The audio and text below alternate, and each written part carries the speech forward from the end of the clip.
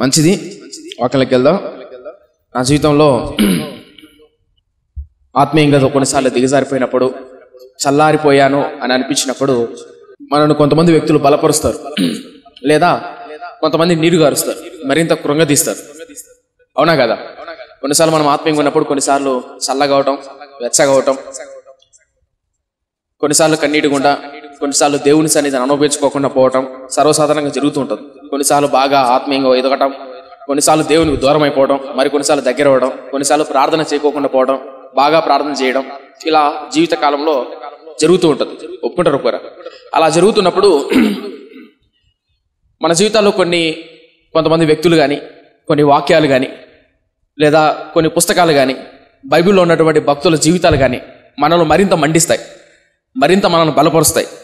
కొన్ని పుస్తకాలు చదివినప్పుడు మనల్ని గద్దించినట్లు, హెచ్చరించినట్లు అనిపిస్తుంది. కొన్ని పుస్తకాలు చదివినట్లు ఏమనిపించదు, అసలు ఏం అర్థం కాదు. ఆదాము కయ్యూను గాను, కయ్యూను ఏబేలు గాను, ఇట్లా క్షమించండి, కయ్యూను గాను, తర్వాత వాళ్ళని గాను, వీళ్ళని గాను అని చదువుకుంటా పోతా అంటే ఏంటబ్బా ఇది అని అనిపిస్తుంది, బోర్ అనిపిస్తుంది, నిద్ర అనిపిస్తుంది. కొన్ని పుస్తకాలు చదువుతున్నప్పుడు జీవితంలో మంట మండిస్తుంది, కొన్ని పుస్తకాలు చదివినప్పుడు కళ్ళల్లో కన్నీరు గారుస్తుంది. ఒప్పుకుంటారా ఒప్పుకోరా? అలాగే నా జీవితంలో బైబిల్లో అన్ని పుస్తకాలు ఇష్టమైనవే, కానీ కొన్ని పుస్తకాలు ప్రాముఖ్యంగా ప్రవక్తల గ్రంథాలు అంటే భయము, వేదన, అలాగే ఇష్టం కూడా ప్రవక్తల పుస్తకాలు అంటే. కానీ ఒకప్పుడు నాకు ప్రవక్తల పుస్తకాలు అర్థమయ్యే కాదు, కానీ చదవాలి కాబట్టి చదువుతుండేవాని. బైబిల్ అంతా క్రమంగా చదవాలి కాబట్టి చదువుతుండేవాని, అర్థమయ్యేవి కాదు. కాలగమనాన దేవుడు ఆత్మీయ ఆటలో నడిపిస్తున్నప్పుడు ప్రవక్తల పుస్తకాలు చదువుతున్నప్పుడు నేను చెప్పనా, ఈ మధ్యకాలంలో ప్రవక్తల పుస్తకాలు చదువుతున్నప్పుడు ప్రవక్తల్లో ఉన్న భారం, వాళ్ళ వేదన, వాళ్ళ కన్నీరు, వాళ్ళ బాధ ఎంత భారం అనిపిస్తుంది అంటే నా గుండెల్లో వాళ్ళ జీవితాలను, ఆనాటి ప్రవక్తల జీవితాలను ఈనాడు మన జీవితాలు పక్కన పెట్టుకొని చూస్తే మనం ఎందుకు కొరగానేమో అనిపిస్తుంది. అంతగా వేదన పడ్డారు, అంతగా కన్నీరు గార్చారు, అంతగా సేవ చేశారు. ఎవరు తెలుసా? ప్రవక్తలు.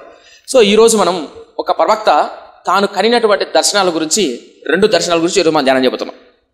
ఒక ప్రవక్త తనకు ప్రవచించినప్పుడు, లేదా దేవాది దేవుడైన యెహోవా ఆ ప్రవక్తకు 2 దర్శనాలు చూపించి ఆ 2 భాగాలను, ఆ దర్శనం యొక్క 2 భాగాలను ప్రవక్త చెప్తాడు.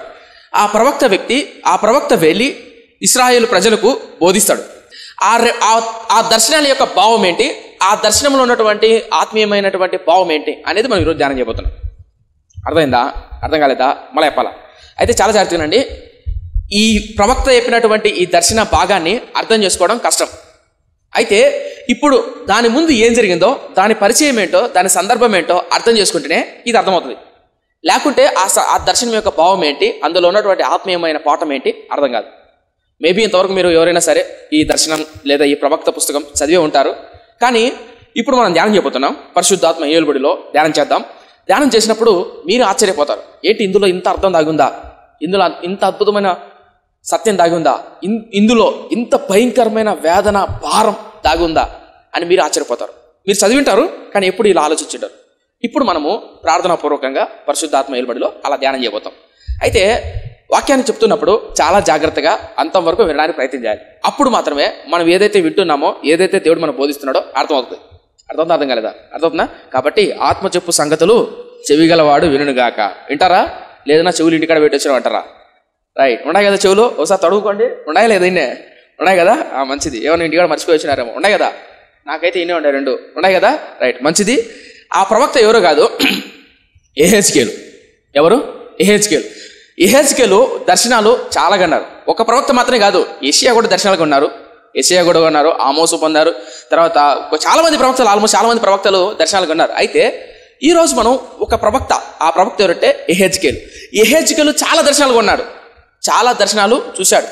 ఆ చాలా దర్శనాల్లో కేవలం ఒక దర్శనంలో 2 భాగాలు మనం ధ్యానం చెబుతున్నాం. అర్థమవుతుందా? అర్థం కాలేదా? అర్థమవుతుందా? మళ్ళీ చెప్తున్నాను, ఈ దర్శనం యొక్క అంతర్భావం ఏంటో అర్థం అవ్వాలంటే ఇప్పుడు నేను చెప్పబోయే పరిచయం, సందర్భం, దాని ముందు ఏం జరిగిందో మీకు అర్థం అవ్వాలి. అది అర్థమవుతేనే ఇప్పుడు చెప్పబోయేటువంటి ఆ దర్శనం యొక్క అంతర్భావం అర్థమవుతుంది. మీకు అర్థమవుతుందా? ఎన్నో గంటల సేపు కూర్చొని వాక్యాన్ని ధ్యానం చేస్తున్నప్పుడు ఆ భారం, ఆ వాక్యంలో ఉన్నటువంటి సత్యం నాకు అర్థం తెలియజేయాలి ప్రభువా, అది ఏడ్చినప్పుడు, బాధపడ్డప్పుడు, కొన్ని గంటల సేపు చదివినప్పుడు అందులో ఉన్న భావం నాకు అర్థమవుతుంది. ఆ భావం నాకు అర్థమైనప్పుడు నేను మీకు చెప్పగలుగుతా.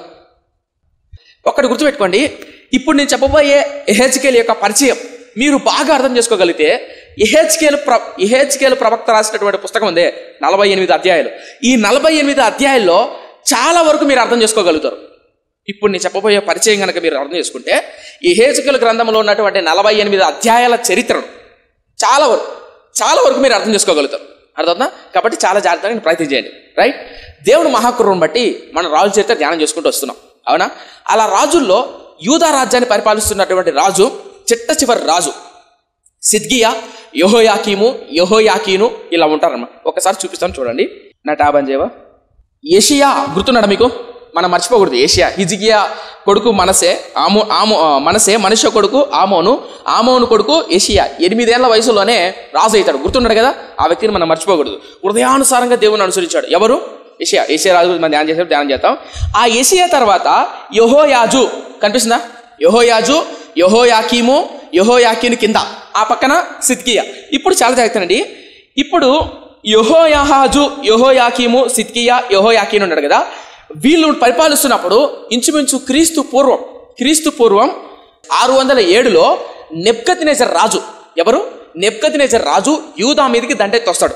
యూదా మీదకి దండెత్తి వచ్చినప్పుడు అప్పుడు యూదా ప్రజలు ఉన్నటువంటి మంచి బలిష్టమైన వాళ్ళను, తెలివైన వాళ్ళను, కంసాలను లాక్కుపోతాడు. ఇప్పుడు నేను చెప్పేది వాక్యం కాదు, ఇంట్రడక్షన్, పరిచయం. ఇది అర్థమవుతే యెహెజ్కేలు ప్రవక్త కనబోతున్న దర్శనం మీకు అర్థమవుతుంది. ఇంకో మాటతో గుర్తుపెట్టుకోండి.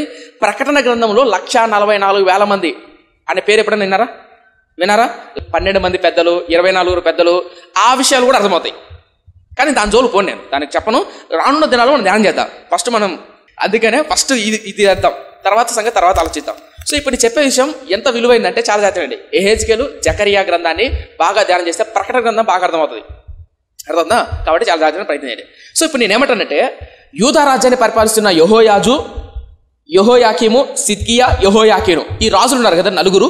ఈ నలుగురులో మొట్టమొదటి వాడు యెహోయాహాజు ఉన్నాడు కదా. ఈ యెహోయాహాజు పరిపాలిస్తున్నప్పుడు నెబ్కద్నెజరు యూదా మీదకి దండెత్తి వస్తాడు. అప్పట్లో యుద్ధాలకు వెళ్తారు కదా. యుద్ధానికి వెళ్ళి ఆ రాజ్యంలో బలిష్టమైన, అందమైన, బలం కలిగిన వాళ్ళను, డబ్బు కలిగిన లాక్కెళ్తాడు. నేను ఆల్రెడీ ఇంతకుముందు చెప్పాను, మీకు గుర్తుంది కదా. అలా మొట్టమొదటిసారి యెహోయాహాజు టైంలో లాక్కెళ్తాడు. 607లో కొంతమంది ప్రజలు తీసుకెళ్తాడు. ఎవరు? నెబ్కద్నెజరు. అలా ఫస్ట్ టైం తీసుకెళ్ళినప్పుడు వాళ్ళల్లో దానియేలు అనే బాలుడు కూడా ఉంటాడు. మీకు గుర్తుందా? దానియేలు జ్ఞానం కలిగి ఉన్నాడు, గుర్తుంది కదా. అలా మొట్టమొదటి తీసుకెళ్ళినప్పుడు దానియేలు ఉంటాడు. ఆ తర్వాత మరలా 8 సంవత్సరాలకు 8 సంవత్సరాలకు మళ్ళీ 8 సంవత్సరాల గ్యాప్ వచ్చి మళ్ళా వస్తాడు. ఎవరు? నెబ్కద్నెజరు. అప్పుడు మరలా వచ్చి మరలా తీసుకెళ్తాడు. మరలా ఎలాంటి వాళ్ళని తీసుకెళ్తాడు? బలవంతులను, తెలివైనలను తీసుకెళ్తాడు. ఇప్పుడు ఎన్నిసార్లు వచ్చాడు? 2 సార్లు వచ్చాడు. అలా మొదటిసారి తీసుకెళ్ళినప్పుడు ఎవరినెవరిని తీసుకెళ్ళాడు? అందులో చాలా బలవంతులు, తెలివైన తీసుకెళ్ళాడు. వాళ్ళల్లో మనం చెప్పుకోదగ్గ పేరు ఎవరు? దానియేలు, షద్రక్, మేషక్ కావచ్చు. వాళ్ళు మొదటిసారి తీసుకెళ్ళాడు. రెండోసారి మళ్ళీ వచ్చాడు. ఎన్ని సంవత్సరాల తర్వాత? 8 సంవత్సరాల గ్యాప్ తర్వాత మళ్ళీ వచ్చాడు. మళ్ళీ తీసుకెళ్ళాడు. తీసుకెళ్ళింటే అప్పుడు యెహెజ్కేలు అనే ప్రవక్త పట్టుకెళ్ళాడు. అర్థమవుతుందా? అప్పుడు ఇలా పట్టుకెళ్తున్నప్పుడు యెహోయాకీను అనే రాజును, వాని భార్యను, వాని బిడ్డలను కూడా ఎత్తుకెళ్తాడు. ఇప్పుడు చూడండి, యెహోయాకీను ఎక్కడ ఉన్నాడు? కనిపిస్తుందా? యెహోయాకీను అంటే క్రీస్తు పూర్వం 558 టైంలో, అంటే 598 టైంలో, 97 ఆ టైంలో ఈ యెహోయాకీనును, యెహోయాకీను కుటుంబాన్ని అంతటినీ నెబ్కద్నెజర్ రాజు పట్టుకెళ్తాడు. ఎన్నోసారి?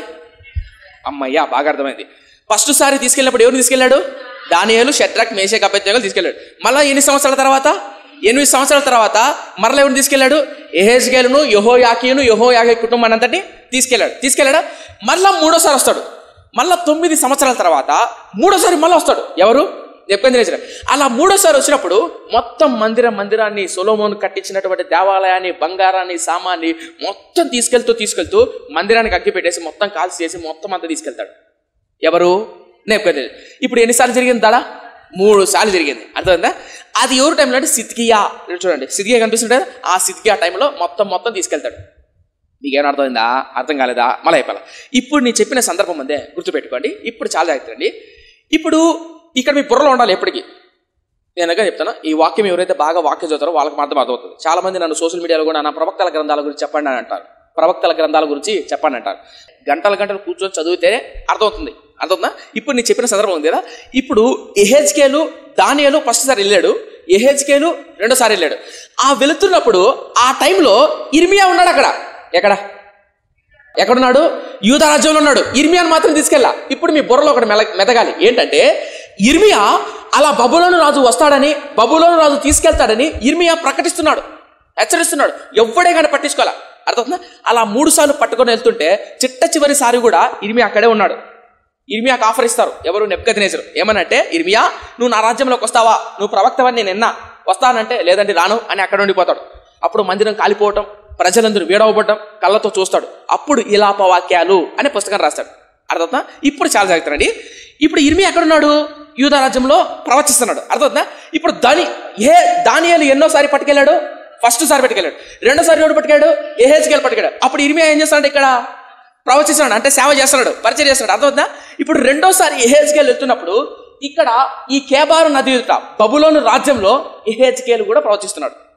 ఇప్పుడు మీకు బుర్రకు అర్థం అవ్వాల్సింది ఏంటంటే, ఇటు పక్క ఇర్మియా ప్రవచిస్తున్నాడు, ఇటు పక్క యెహెజ్కేలు ప్రవచిస్తున్నాడు. అదే యెహెజ్కేలు ఆ పట్టణంలో, నెబుకద్నెజరు పట్టణంలోనే దానియేలు కూడా ఆ కోటలో ప్రవక్తగా ఉన్నాడు. అర్థమవుతుందా? ఊరు బయట యెహెజ్కేలు ఉన్నాడు, కోటలో దానియేలు ఉన్నాడు. ఇంత క్లియర్గా ఎవడు చెప్పలేడు మీకు. ఇంకా అర్థమైందా? ఇంకా అర్థం కాలేదా? అర్థమైందా? ఇలా ఇప్పుడు మీరు వాక్యాన్ని అలా కూర్చొని చదవగలిగితే ఇప్పుడు అర్థమవుతుంది. ఇప్పుడు నేను చెప్పిన సందర్భం గుర్తుపెట్టుకోండి. ఇర్మియా ఒకవైపు ఏడుస్తున్నాడు, ప్రజలారా నా మాట వినండి, యూదా రాజా, ఇశ్రాయేల్ రాజా నా మాట వినండి అని ప్రకటిస్తుంటే, ఏడుస్తుంటే తీసుకొని పోయి ఇర్మియా ప్రవక్తను బందీఖానాలు వేస్తాడు. ఎవ్వడు పట్టించుకోడు. తన్నినోడు తనత అంటే, గేలి చేసేవాడు గేలి చేస్తా అంటే, అవమానపరుస్తా అంటే, అయినా సేవను మాత్రం వదిలిపెట్టలా. ఎవరు? ఇర్మియా. సరే, ఇటుపక్క వెళ్ళిన తర్వాత యెహెజ్కేలు భక్తుడు కూడా కేబారు నది ఒడ్డున కూర్చొని, అయ్యో నేను వచ్చేసాను అని బాధపడతాడు. ఎవరు? యెహెజ్కేలు. ఇప్పుడు మీకు ఆ పరిచయాన్ని బైబిల్లో చూపిస్తా చూడండి. రెండో రాజుల గ్రంథం చూపించమంటారా? ఇంకా వాక్యంలోకి వెళ్ళట్లా, ఇంకా యెహెజ్కేలు దర్శనం జోలికి వెళ్ళట్లా. ఎక్కడున్నాం? పరిచయంలోనే ఉన్నాం. చూడండి, రెండో రాజుల గ్రంథం 24వ అధ్యాయం, బుక్ ఆఫ్ 2 Kings చాప్టర్ 24 మొదటి నుంచి చూడండి. యెహోయాకీము దినములలో, కనిపిస్తుందా? ఎవరి దినాల్లో? యెహోయాకీమా, యెహోయాకీనా? అది మర్చిపోకూడదు. నేను అందుకే చెప్తా, పదాలు వచనాలు పొల్లు పోనికూడదు. వాక్యం బాగా అర్థం చేసుకోవాలంటే చెప్పా. గుర్తుందా? చూడండి 24 మొదటి. యెహోయాకీము దినములలో బబులోను రాజైన నెబుకద్నెజరు యెరూషలేము మీదికి వచ్చెను. యెహోయాకీము అతనికి దాసుడై 3 ఏళ్లు సేవ చేసిన తర్వాత అతని మీద తిరుగుబాటు చేయగా, యెహోవా అతని మీదికిని తన సేవకులైన ప్రవక్తల ద్వారా తాను సెలవిచ్చిన మాట చొప్పున యూదా దేశమును నాశనము చేయుటకై దానిని కల్దీయులకు సైన్యములకు, సిరియా సైన్యములకు, మోయాబు సైన్యములకు, అమ్మోని సైన్యములకు తప్పించి. ఒక స్థల పైకెత్తండి. రాజుల చరిత్ర ధ్యానం చేసేటప్పుడు వాటి గురించి క్లియర్గా ధ్యానం చేస్తాం. చెప్తాను, నేను టెన్షన్ పడకండి. అయితే ఇప్పుడు నేను కేవలం పరిచయం చెప్పాలనుకుంటున్నాను కాబట్టి చెప్తున్నా. యెహోయాకీము పరిపాలిస్తున్నప్పుడు నెబుకద్నెజరు రాజు యెరూషలేము మీదకి వచ్చి ఉందా 24 మొదట్లో. ఇప్పుడు మరలా 8వ వచనం చూడండి. 8వ వచనం. యెహోయాకీను, కీనా పైన ఎవరున్నారు? కీము. ఇక్కడ యెహోయాకీను. రైట్ చూడండి. యెహోయాకీను ఏలన ఆరంభించినప్పుడు 18 ఏళ్ల వాడై యెరూషలేములో 3 మాసములు ఏలెను. యెరూషలేము వాడైన ఎల్నాతాను కుమారుడైన నెహుష్ట అతని తల్లి. అతడు తన తండ్రి చేసిన దాన్ని అంతటి ప్రకారం యెహోవా దృష్టికి చెడు నడత నడిచెను. 10వ వచనం. ఆ కాలమందు, ఏ కాలమందు? అర్థం కాలే. ఏ కాలమందు అంటే యెహోయాకీము పరిపాలించాడు. కీము టైంలో వచ్చాడు నెబుకద్నెజరు, వచ్చాడు. ఇప్పుడు మళ్ళా ఎవరు పరిపాలిస్తున్నాడు? యెహోయాకీను. ఆ కీను టైంలో మళ్ళీ వచ్చాడు. అర్థమవుతుందా? చూడండి 9వ వచనం, 10వ వచనం. ఆ కాలమందు బబులోను రాజైన నెబుకద్నెజరు యొక్క సేవకులు యెరూషలేము మీదికి వచ్చి పట్టణమును ముట్టడి వేసిరి. వారు పట్టణమునకు ముట్టడి వేయిచుండగా బబులోను రాజైన నెబుకద్నెజరు తానే దాని మీదికి వచ్చెను. అప్పుడు యూదా రాజైన యెహోయాకీనును అతని తల్లియు అతని సేవకులను అతని కిందనున్న అధిపతులను అతి పనివారును బయలు వెళ్ళి బబులోను రాజునకు రాగా, బబులోను రాజు ఏలుబడిలో 8వ సంవత్సరం అతని పట్టుకొనెను. ఈ వచనం మీకు బాగా అర్థమైతే యెహెజ్కేలు చేయబోయే ఇంకొక దర్శనం కూడా అర్థమవుతుంది. ఇప్పుడు నేను చెప్పినటువంటి యెహోయాకీను దర్శనం కనుక అర్థమవుతుంది, ఇంకో విషయం కూడా అర్థమవుతుంది. కానీ అవన్నీ పక్కన పెట్టండి. సో మొత్తానికి ఎన్ని తిరిగాయి? 2. ఏంటి? ఒకటి యెహోయాకీము టైంలో వచ్చాడు, మళ్ళీ రెండోది యెహోయాకీను టైంలో కూడా వచ్చాడా? ఇప్పుడు మళ్ళీ పేజీ తిప్పండి. 24:14 అక్కడే ఉన్నది. 24:14. అదియుగాక అతడు దేశపు జనులలో అతి బీదలైన వారు తప్ప, కనిపిస్తుందా? బీద వాళ్ళు తీసుకెళ్తారు చూడండి. అతి బీదవారనైన తప్ప మరి ఎవరునూ లేకుండా యెరూషలేం పట్టణమునట్లో అధిపతులను పరాక్రమశాలను 10,000 మందిని వీరుగాక కంసాలి వారిని కుమ్మరి వారిని చెర తీసుకొని పోయెను. అతడు యెహోయాకీనును రాజును తల్లిని రాజు భార్యలను అతని పరివారమును దేశంలో గొప్పవారిని చెరపట్టి యెరూషలేములో నుండి బబులోను పురమునకు తీసుకొని పోయెను. 16 7,000 మంది పరాక్రమశాలులను 1,000 మంది కంసాలి వారిని కుమ్మరి వారిని యుద్ధమందు తేరిన శక్తిమంతులందరినీ బబులోను రాజు చెరపట్టి బబులోను పురమునకు తీసుకొని పోయెను. అర్థమైంది ఏమన్నా? అర్థమైందా? సో ఇప్పుడు ఎన్నిసార్లు జరిగింది? 2 సార్లు. ఆ 2 సార్లు రాస్తున్నాడు భక్తుడు పరిశుద్ధాత్మ ఏలుబడిలో. ఏమనంటే ఎలాంటి వాళ్ళని తీసుకెళ్ళాడంటే బలవంతులను యుద్ధమందు నైపుణ్యం కలిగిన వారిను కంసాలి వారిని కుమ్మరి వారిని. కంసాలి వారిని ఎందుకు తీసుకెళ్ళాడు చెప్పండి? తెలివైన వాళ్ళు సమాధానం చెప్పండి. కంసాలి వాళ్ళు తీసుకెళ్ళావనుకో, ఇక్కడ కనుక కంసాలి వాళ్ళు ఉన్నారనుకో, ఎక్కడ కంసాలి వాళ్ళు అంటే ఎవరు? కత్తులు బల్లాలు ఇనుమును తయారు చేశారు చూడు కంసాలి వాళ్ళు. వీళ్ళని తీసుకెళ్ళాడు ఎక్కడి నుంచి? యూదా రాజ్యంలో తీసుకెళ్ళాడు. ఎందుకు తీసుకెళ్ళాడు? అది యూదా రాజ్యంలో ఉన్నారనుకో కత్తులు బల్లాలు తయారు చేసుకుంటారు. అర్థం కాల? కంసాలి వాళ్ళు ఇక్కడ ఉన్నారనుకో ఇనుము దొరికితే చాలు ఏం చేసుకుంటారు? కత్తులు తయారు చేసుకుంటారు. అదే కత్తులు తయారు చేసేవాడు లేడనుకో వాళ్ళ దగ్గర ఏముండవు, కత్తులు ఉండవు. కత్తులు ఉండకపోతే యుద్ధం చేస్తారా? చేయలేరు. కాబట్టి ఫస్ట్ వాళ్ళని ఏం చేయాలి? బలహీనులు చేయాలి. కాబట్టి వాళ్ళని ఎవరు తీసుకెళ్ళాడు? కంసాలి వాళ్ళని తీసుకెళ్ళాడు. మీకు ఏమైనా అర్థమవుతుందా? అర్థం కాలేదా? అర్థమవుతుందా? అందుకే చెప్పా, ఆ కాలంలో ఎవరైతే బలవంతులో తెలివైన వాళ్ళో వాళ్ళని పట్టుకెళ్ళాడు. ఎవరు? బబులోను రాజు. ఇప్పుడు ఎన్నిసార్లు జరిగింది? 2 సార్లు జరిగింది. పేదవాళ్ళని తప్ప మొత్తం అందరిని పట్టుకెళ్ళాడు. అయితే ఇప్పుడు ఎవరున్నారు అక్కడ? పేదవాళ్ళు ఉన్నారు. మళ్ళా తర్వాత స్థితికి ఆ పరిపాలన చూడడానికి. ఆ తర్వాత 17 మరియు బబులోను రాజు అతని పినతండ్రి అయిన మత్తన్యాకు సిద్కియా అను మారు పేరు పెట్టి ఆ స్థానమందు రాజుగా నియమించెను. సిద్కియా ఏలన ఆరంభించినప్పుడు 21 సంవత్సరముల వాడు. అతడు యెరూషలేమునందు 11 సంవత్సరములు ఏలాడు. ఒక తలపైకి అసలు చెప్తా. ఫస్ట్ యెహోయాకీము టైంలో వచ్చాడు, లాక్కెళ్ళాడు. మళ్ళా కొన్ని సంవత్సరాల తర్వాత అనగా 8 సంవత్సరాల తర్వాత మళ్ళా వచ్చాడు. అప్పుడు యెహోయాకీను పరిపాలిస్తున్నాడు. ఆ టైంలో మళ్ళీ కంసాలి వాళ్ళను కుమ్మరి వాళ్ళను తెలివైన వాళ్ళను అందరినీ పట్టుకెళ్ళిన తర్వాత పోతూ సిద్కియా అనే వ్యక్తిని, రే సిద్కియా నువ్వు రాజుగా ఉండు. ఇప్పుడు సిద్కియా అనే వ్యక్తి నెబుకద్నెజరు ఏం చెప్తే అది వినాలి. ఎందుకంటే నెబుకద్నెజరు అతన్ని రాజుగా పెట్టింది. ఏమైనా తోక సాడించాడు అనుకో తీసి పారేస్తాడు. పైగా ఆ రాజ్యంలో ఉండేది ఎవరు? అందరూ పేదవాళ్ళే. ఇంకా ఏ యుద్ధాలు చేయలేరు. ఎందుకు? కత్తులు కటారాలు ఏం లేవు. అర్థవుతుందా? ఇప్పుడు నెబుకద్నెజరు అలా వెళ్తూ రే సిద్కియా జాగ్రత్త, నేను చెప్పినట్టు రాజ్యాన్ని పరిపాలించాలో అర్థవుతుందా అని సిద్కియాని పెట్టేసి వెళ్ళిపోయాడు. మళ్ళా కాలం మారే కొద్దీ కొన్ని సంవత్సరాల తర్వాత సిద్కియా తిరగబడతాడు. ఎవరి మీద? నెబుకద్నెజరు మీద. అప్పుడు నెబుకద్నెజరు నా మీద తిరగబడతావు నువ్వు చెప్పి మళ్ళీ వచ్చాడు. నెబుకద్నెజరు వచ్చి మొత్తం లాక్కెళ్తాడు. అలా సిద్కియా తిరగబడేదానికంటే ముందే యిర్మీయా ప్రవక్త ప్రవచిస్తాడు, సిద్కియా తిరగబడద్దు, దేవుడిచ్చినది తిరగబడద్దు. ఎందుకు తిరగబడతాడంటే వెనకాల ఐగుప్తు రాజు ఉంటుంది అనమాట. ఐగుప్తు రాజు దగ్గరికి వెళ్ళి, ఐగుప్తు రాజా నువ్వు నాకు సహాయం చేస్తే నెబుకద్నెజరు మనం ఓడిద్దాం, నువ్వు నాకు సహాయం రా అని అడుగుతాడు. వాస్తవానికి సిద్కియాని అక్కడ రాజుగా పెట్టింది ఎవరు? నెబుకద్నెజరు. ఇంకా అర్థమవుతా? ఇప్పుడు మాటికి నేను వాడు చెప్పేది ఏందే అర్థం చెప్తా. మా నాన్నగారు ఉండి నాయన ఇంటిని జాగ్రత్త చూసుకో అన్నాడు. ఏంటి? ఇంటిని జాగ్రత్త. సో మా నాన్న లెక్కాచారం అడుగుతూ అంటాడు, ఎంత అయింది, ఏంది కథ, పన్ను కట్టాలి, ట్యాక్స్ కట్టాలి, అది కట్టాలి. కాలం మారితే ఏం చేశానంటే మా పక్కింటితో కొంచెం బేరం మాట్లాడుతాడు. ఒరే నువ్వు నాకు సహాయం చేయి, మన ఇద్దరం కలిసి మా నాన్న లేపేద్దాం. నాకు అడ్డంగా ఉన్నాడు. నీకేమైనా అర్థమవుతుందా? అంటే నెబుకద్నెజరు నాన్న కాకండి, మీకు అర్థమయ్యే చెప్తున్నా. అర్థమవుతుందా?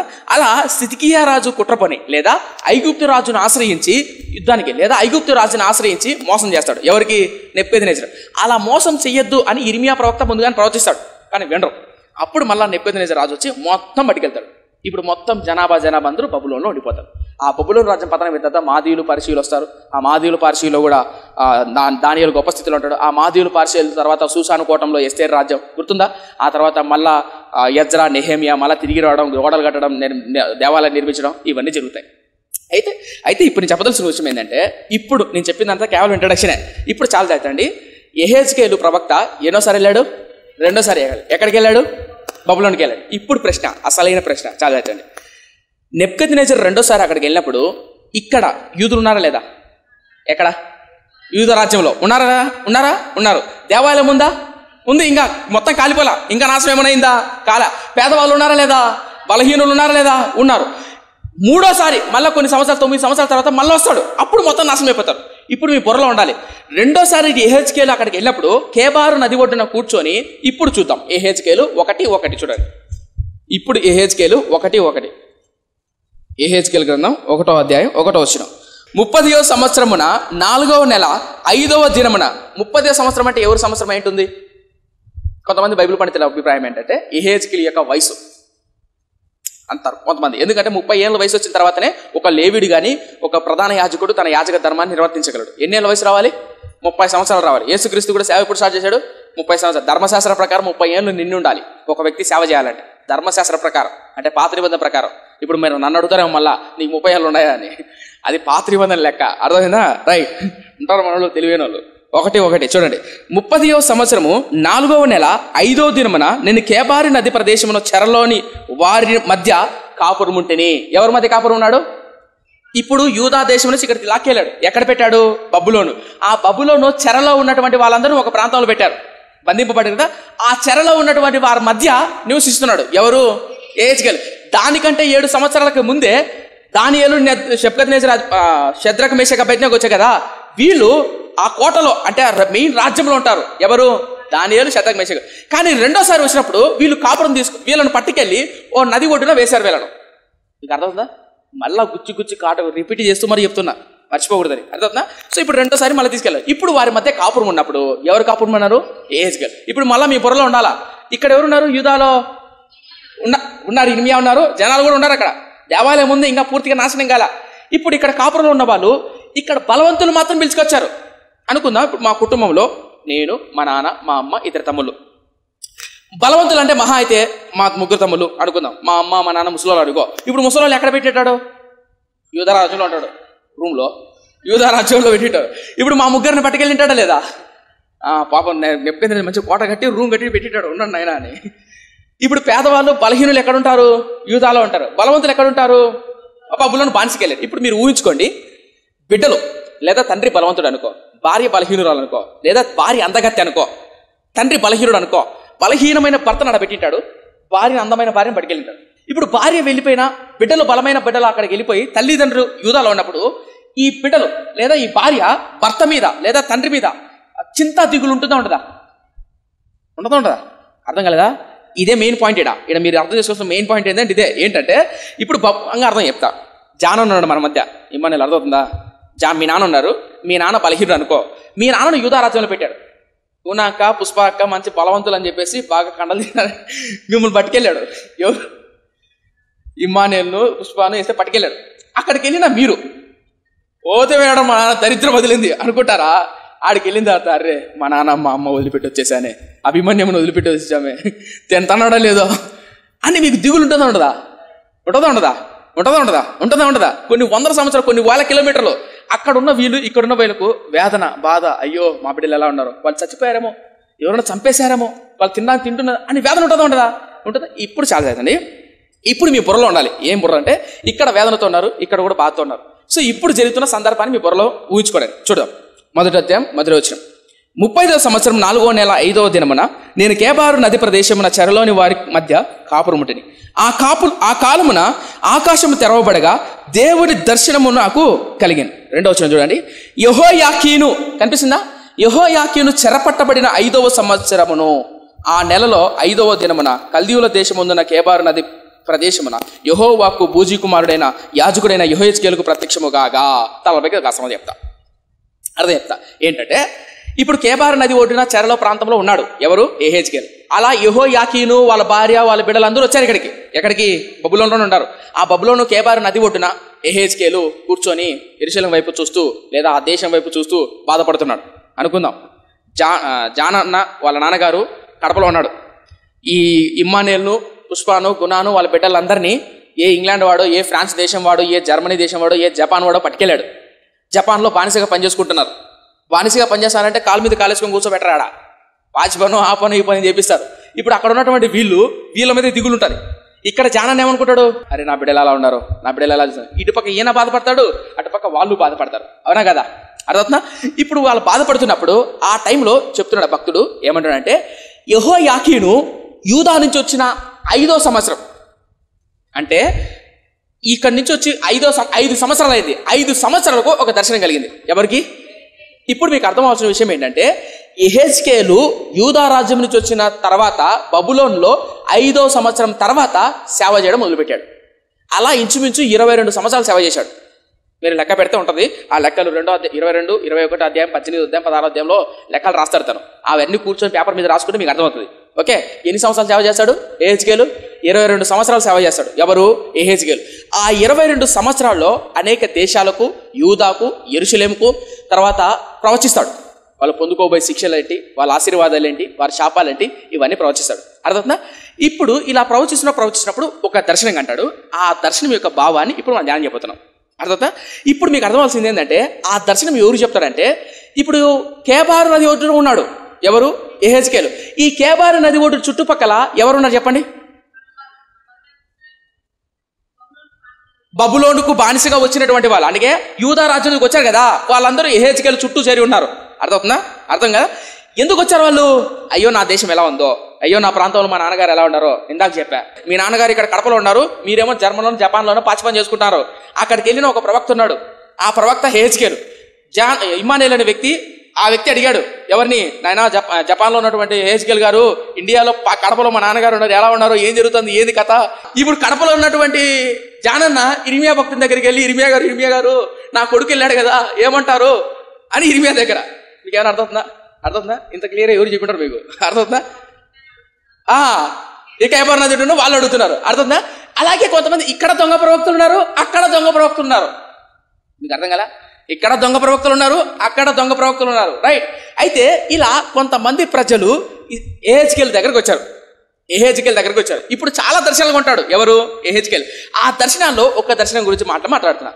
అలా ఈ కేబారు నది ఒట్టున్నటువంటి బానిసలు ఉన్నారే, వీళ్ళందరూ యెహెజ్కేలు దగ్గరకు వచ్చారు. యెహెజ్కేలు గారు ఏం జరగబోతుంది?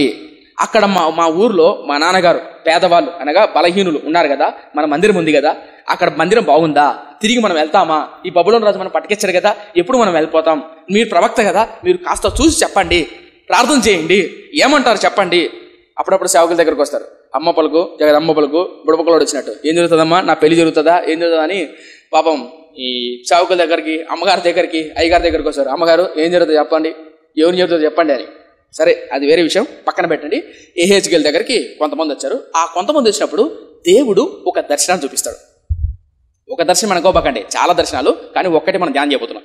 ఆ దర్శనంలో ఉన్న ఆత్మీయమైన పాఠాన్ని మనం నేర్చుకోబోతున్నాం. ఇప్పటి వరకు నేను చెప్పిందంతా ఇంకా వాక్యాలకు వెళ్ళా, ఇప్పుడు వాక్యాలకు వెళ్తాం. రైట్. ఇప్పుడు యెహెజ్కేలు గ్రంథం తీయండి.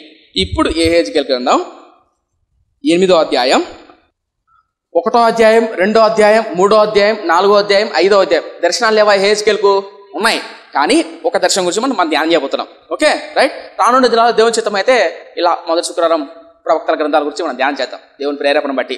8వ అధ్యాయం మొదటి వచనం.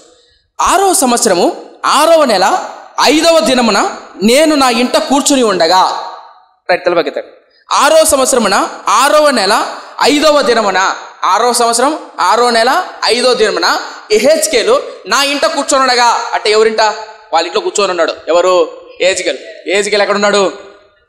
బబులోన్లో కేబారు నది దగ్గర, అనగా ఆ ప్రాంతంలో చెరలో ఉన్న వాళ్ళ దగ్గర ఉన్నాడు. అక్కడ ఆయనకు ఒక ఇల్లు ఉంది, కట్టుకున్నాడు అనుకోబాకండి. ఎన్నంతస్తులైనా ఏసీ ఉందా, కూలర్ ఉందా అనబాకండి. ఏదో బానిసలుగా బతుకుతున్నారు. వాళ్ళకంటూ చిన్న కొంప లేదా చిన్న గుడిసె ఏదో ఉంది మొత్తానికి. అయితే ఆ గుడిసెలోనో ఆ కొంపలోనో ఉన్నాడు మొత్తానికి. ఎవరు? యెహెజ్కేలు. అలా వాళ్ళ ఇంటి దగ్గర 6వ సంవత్సరం 6వ నెల 5వ తేదీన ఇంట్లో కూర్చొని ఉన్నాడు. ఎవరు? యెహెజ్కేలు. ఏం జరిగిందో చూద్దాం. 8 మొదటిది. 6వ సంవత్సరమున 6వ నెల 5వ దినమున నేను నా ఇంట కూర్చొని ఉండగాను, యూదా పెద్దలు నా ఎదుట కూర్చొని ఉండగాను ప్రభువైన యెహోవా హస్తము నా మీదికి వచ్చెను. తలపైకెత్తగా అసదేత. సో యెహెజ్కేలు ఇంట్లో కూర్చొని ఉంటే యూదా పెద్దలు కొంతమంది వచ్చారు. ఎవరి దగ్గరికి? యెహెజ్కేలు దగ్గరికి. యెహెజ్కేలు దగ్గరికి వచ్చి కూర్చొని ఉన్నప్పుడు యెహెజ్కేలుకు యెహోవా ఆత్మతో నింపబడ్డాడు. ఎవరు? యెహెజ్కేలు. అప్పుడు దేవుడు లేదా దేవాది దేవుడు ఒక దర్శనాన్ని చూపిస్తాడు. ఎవరికి? యెహెజ్కేలు ఆ దర్శనాన్ని చూసి ప్రజలకు వివరిస్తాడు. అర్థం కలదా? సో ఇప్పుడు ఆ దర్శనం ఏంటి, ఆ దర్శనం యొక్క అర్థం ఏంటి, దాని భావం ఏంటి, ఇప్పుడు మనం నేర్చుకోబోయే ఆత్మీయమైన పాఠం ఏంటి? అర్థం కదా? అర్థమైందా? ఇప్పుడు మీరు క్లియర్గా ఉండాలి. రైట్. అర్థందా? రైట్, మంచిది. చూద్దాం 2వ వచనం నుంచి. అంతటా నేను చూడగా అగ్నిని పోలిన ఆకారం నాకు కనబడెను. నడుము మొదలుకొని దిగువకు అగ్నిమయమైనట్టు, నడుము మొదలుకొని పైకి తేజమయమైనట్టుగా కరుగుచున్న అపరంజివైనట్టుగాను ఆయన నాకు కనబడెను. మరియు చెయ్యి వంటిది ఒకటి ఆయన చాపి నా తల వెంట్రుకలు పట్టుకొనగా ఆత్మ భూమి ఆకాశములకు మధ్యకు నన్ను నన్ను ఎత్తి నేను దేవుని దర్శనమును చూచుచుండగా యెరూషలేమునకు ఉత్తరం వైపున ఆవరణపు ద్వారము దగ్గర రోషము పుట్టించు విగ్రహ స్థానంలో నన్ను దింపెను. తలపైకైతే కాస్త అర్థం చెప్తా. సో మళ్ళీ ఈయనకి రావక నానుకో పక్కండి. సో ఇప్పుడు ఏహెజ్కేలు ఇంట్లో కూర్చున్నాడు. యూదా పెద్దలు వచ్చారు. 6వ సంవత్సరం 6వ నెల 5వ తేదీని ఇంట్లో కూర్చుంటే యూదా పెద్దలు వచ్చారు. వచ్చిన తర్వాత యెహోవా ఆత్మతో నింపాడు. ఎవరిని? ఏహెజ్కేలును. అలా తన వెంట్రుకలు పట్టుకొని, అంటే అలంకరించి చెప్తున్నాడు, తనను పట్టుకొని ఆత్మతో నింపబడి ఒక వ్యక్తి కనిపిస్తున్నాడు. ఈ నడుము కింద మొదలుకొని అగ్ని జ్వాలల వంటి స్వరూపం, ఈ నడుము కింద నుంచి పైకి తేజో మహిమతో కూడినటువంటి స్వరూపం ఉన్నటువంటి ఒక వ్యక్తి వచ్చి ఈ యెహెజ్కేలు ప్రవక్తను తీసుకెళ్తున్నాడు. ఎక్కడ తీసుకెళ్తున్నాడు అంటే యెరూషలేములో ఉత్తర ద్వారం వైపు తీసుకెళ్తున్నాడు. ప్రశ్న, ఇంతకీ యెహెజ్కేలు ఎక్కడున్నాడు? కేబర్ నది. ఎక్కడ? బబులోన్లో ఉన్నాడు. అర్థందా? బబులోన్లో ఈ వ్యక్తి దర్శన రూపంలో ఎక్కడ తీసుకెళ్తున్నాడు? యెరూషలేము తీసుకెళ్తాడు. యెరూషలేములో ఎక్కడ? ఉత్తర ద్వారం వైపు తీసుకెళ్తున్నాడు. ఇప్పుడు ఈ ఉత్తర ద్వారం వైపు అసలు ఈ దర్శనం పడ్డానికి కారణం ఏంటంటే పెద్దలు వచ్చారు. ఎవరి దగ్గరికి? యెహెజ్కేలు దగ్గరికి. ఎందుకు వచ్చారు పెద్దలు? ఏం జరుగుతుంది? ఎప్పుడు మమ్మల్ని దేవుడు విడిపిస్తాడు? అసలు ఎందుకు మనం బబులోనుకు బానిసగా వచ్చాం? మేము చేసిన తప్పేంది? ఎందుకు దేవుడు మమ్మల్ని శిక్షించాడు? ఎందుకు మమ్మల్ని బబులోను తీసుకొని వచ్చాడు? ఎప్పుడు మళ్ళా మనం తిరిగి వెళ్తాం అని తెలుసుకోవడానికి వచ్చాడు. ఆరాధేయడానికి వచ్చాడు. ఎవరు?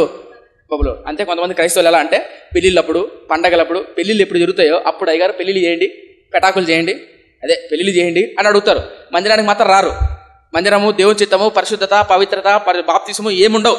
పెళ్ళిళ్ళు జరిగేటప్పుడు ముంచుడు, లేపుడు, కట్టుడు, మెల్ల తాళ్ళు, అంతే భక్తిపరులు. సో మొత్తానికైతే కొంతమంది భక్తులు వచ్చారు. యూదా పెద్దలు వచ్చారు. ఎవరి దగ్గరికి? యెహెజ్కేలు. సో ఇప్పుడు యెహెజ్కేలు దర్శనం ద్వారా యెరూషలేము ప్రాంతానికి వెళ్ళి ఉత్తరాంతం వెళ్ళాడు. వెళ్ళిన తర్వాత దేవుడు ఏం చెప్తున్నాడో, ఏం చూపిస్తున్నాడో చూద్దాం. 4వ వచనం. అంతటా లోయలో నాకు కనబడిన దర్శన రూపముగా ఇశ్రాయేలు దేవుని ప్రభావము అచ్చట కనబడాను. 5వ వచనం. నరపుత్రుడా. ఇప్పుడు నరపుత్రుడు ఎవరు అంటున్నారు? దేవుడైన యెహోవా అంటున్నాడు. లోయలు దింపాడు, ఉత్తర వైపు చూస్తున్నాడు. ఇప్పుడు దేవుడైన యెహోవా అంటున్నాడు, నరపుత్రుడా. దేవా చెప్పురావువా. చూడు 5వ వచనం. నరపుత్రుడా, ఉత్తరము వైపు తేరి చూడమని యెహోవా నాకు సెలవీయగా నేను ఉత్తరం వైపు తేరి చూచుతిని. ఉత్తర వైపున బలిపీఠపు గుమ్మము లోపల రోషము పుట్టించు ఈ విగ్రహము నాకు కనబడను. అంతటా ఆయన నాతో ఇలాగూ సెలవిచ్చాను, నరపుత్రుడా, వారు చేయని దానిని నువ్వు చూచున్నావు కదా. నా పరిశుద్ధ స్థలమును నేను విడిచిపోవునట్లు ఇశ్రాయేలీయులు ఇక్కడ చేయు అత్యధికమైన హేయ కృత్యములు చూచితివా? ఈ తట్టు తిరిగిన ఎడల వీరికంటే మరీ అధికమైన హేయ క్రియలు చూచెదువో. అప్పుడు ఆవరణ ద్వారము దగ్గర నన్ను ఆయన దింపగా గోడలోనున్న సందు ఒకటి నాకు కనపడెను. నరపుత్రుడా, ఆ గోడకు కన్నము తవ్యమని ఆయన నాకు సెలవేయగా నేను ఆ గోడకు కన్నము త్రవ్వినంతలో ద్వారం ఒకటి కనపడెను. నీవు లోపలికి చొచ్చి ఇక్కడ వారెట్టి హేయ క్రియలు చేయుచున్నారో చూడమని ఆయన నాకు సెలవేయగా నేను లోపలికి పోయి చూచితిని. అప్పుడు ప్రాకేడు సకల జంతువుల ఆకారములు, హేయమైన మృగముల ఆకారములు ఆయన ఇశ్రాయేలీయుల దేవతల గృహములన్నీ గోడ మీద చుట్టూను రాయబడినట్టు కనబడెను. మరియు ఒక్కొక్కడు తన చేతిలో ధూపార్తి పట్టుకొని ఇశ్రాయేలీయుల పెద్దలు 70 మందియు. నేను మళ్ళీ చెప్పా, ఈ పదాలు అర్థం అవ్వాలంటే చాలా ఇంపార్టెంట్. 70 ఎవరైతే ప్రకటన గ్రంథాన్ని అర్థం చేసుకోవాలనుకుంటున్నారో ఈ పదాలు ఇంపార్టెంట్. ప్రకటన గ్రంథం అర్థం చేసుకోవాలనుకుంటున్నారు. చూడండి 11వ వచనం. వారిలో ఒక్కొక్కడు తన చేతిలో ధూపార్తి పట్టుకొని ఇశ్రాయేలీయుల పెద్దలు 70 మందియు, వారి మధ్య శాపాను కుమారుడైన యజన్యాయు ఆకారములకు, ఏ ఆకారములవి? ప్రాకెడు పురుగులు ఉన్నాయే, ఆ ఆకారములకు ఎదురుగా నిలిచి ఉండగా చిక్కని మేఘము వలె ధూపవాసన ఎక్కుచుండెను. అప్పుడు ఆయన నాకు సెలవీయగా, నరపుత్రుడా, యెహోవా మమ్ము కానక యుండును, యెహోవా దేశమును విసర్జించును అని అనుకొని ఇశ్రాయేలుల పెద్దలు చీకటిలో తమ విగ్రహపు గదులలో వారిలో ప్రతి వాడును ఎక్కడెక్కడెక్కడ ఏ టైంలో? చీకటి గదులలో తమ విగ్రహపు గదులలో వారిలో ప్రతి వాడును చెయ్యి దానిని నువ్వు చూచుచున్నావు కదా. మరియు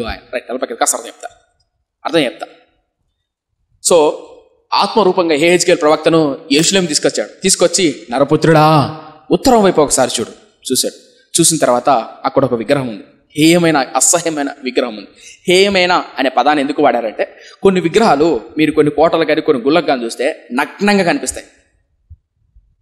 అర్థం కదా? అబ్బా తెలియదండి మాకు, అంత అమాయకంగా ఫేస్బుక్ అటాకండి. కొన్ని కోటలు కానీ కొన్ని విగ్రహాలు కానీ నగ్నంగా హేయంగా కనిపిస్తాయి. చూసారా లేదా? అబ్జర్వ్ చేశారా? కొన్ని కోట సిద్ధార్థం కోట దగ్గర కూడా ఐ థింక్ ఉండాలనుకుంటా. సో కొన్ని కోటల మీద నగ్నంగా హేయమైన కొన్ని బొమ్మలు చూసామనుకో భయం పుడుతుంది. అంత అసహ్యంగా హేయంగా ఉంటాయి ఏంటి కొన్ని విగ్రహాలు. అలాంటి హేయమైన విగ్రహాన్ని నిలబెట్టారు. నిలబెట్టిన తర్వాత అంత మాత్రమే కాదు, హేజ్కేలు నరపుత్రుడా ఒకసారి వెనక్కి తిరిగితే ఒక సందు ఉంటుంది. ఆ సందులో రంధ్రం చేసి చూడు. ఇప్పుడు దర్శన రూపంలోనే రంధ్రం చూసిన తర్వాత సకల ప్రాకేడు పురుగులు అంటే ప్రాకుతా అంటాయే. ప్రాకే పురుగు ఒకటి చెప్పండి. పాము. పలు గుర్తుపెట్టుకోరు. పాము పాకుతా అంటదా? నడుస్తుందా? లేదన్నా చెప్పేస్తా అంటదట. అట్ట ఇట్ట పాకుతా పోతా అంటది. ఏది? పాము.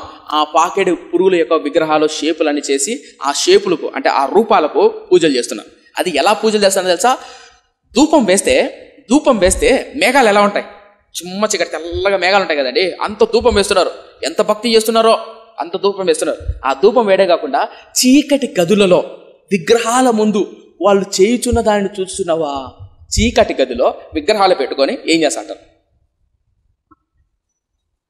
తెలీదన్నా, మేము వెళ్ళలేదు, మేము చూడలేదు అట్లా.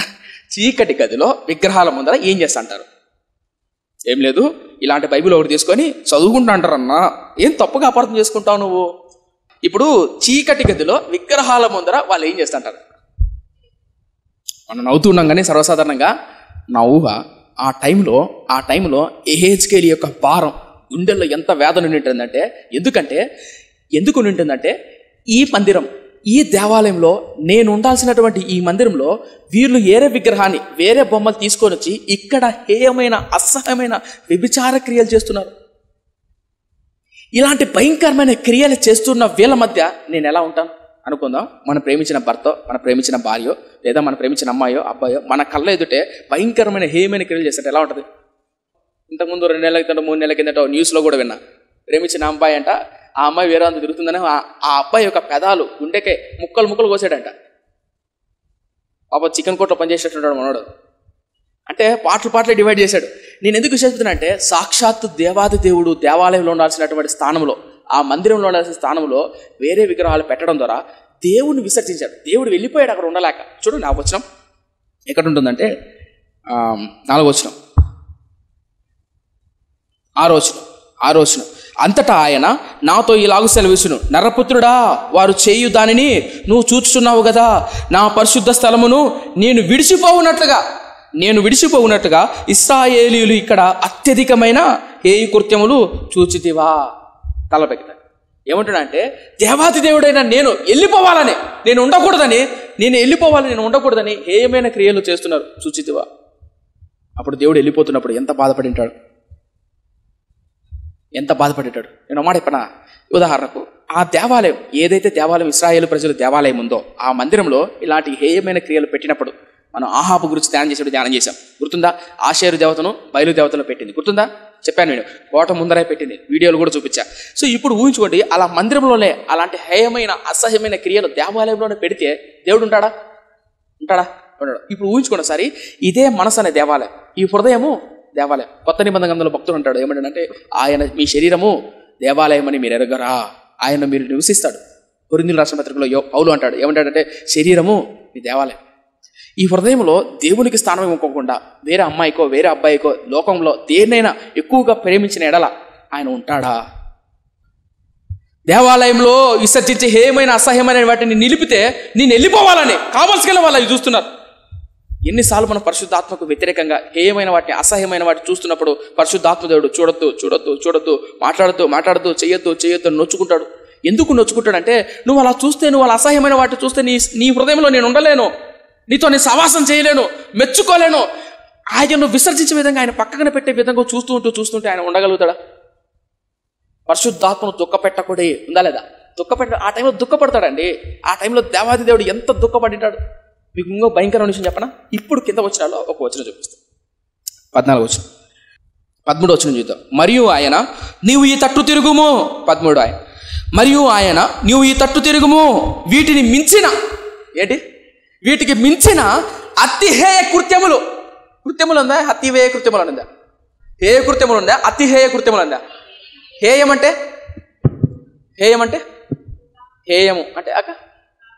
అంటే ఎక్కువగానా?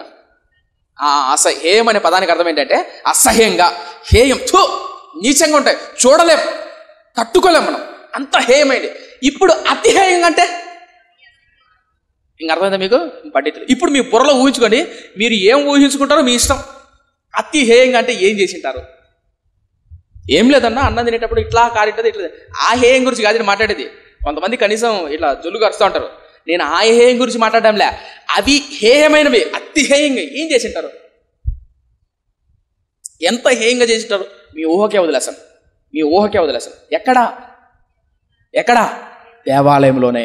చూడండి, చదువు 14, 13. మరియు ఆయన ఈ తట్టు తిరుగుము, వీటికి మించిన అతి హేయ కృత్యములు వారు చేయుట చూతు అని నాతో చెప్పి 14, యెహోవా మందిరపు ఉత్తర ద్వారము దగ్గరను దింపగా అక్కడ స్త్రీలు కూర్చుండి తమ్మూజు దేవతను గూర్చి ఏచుట చూచితిని.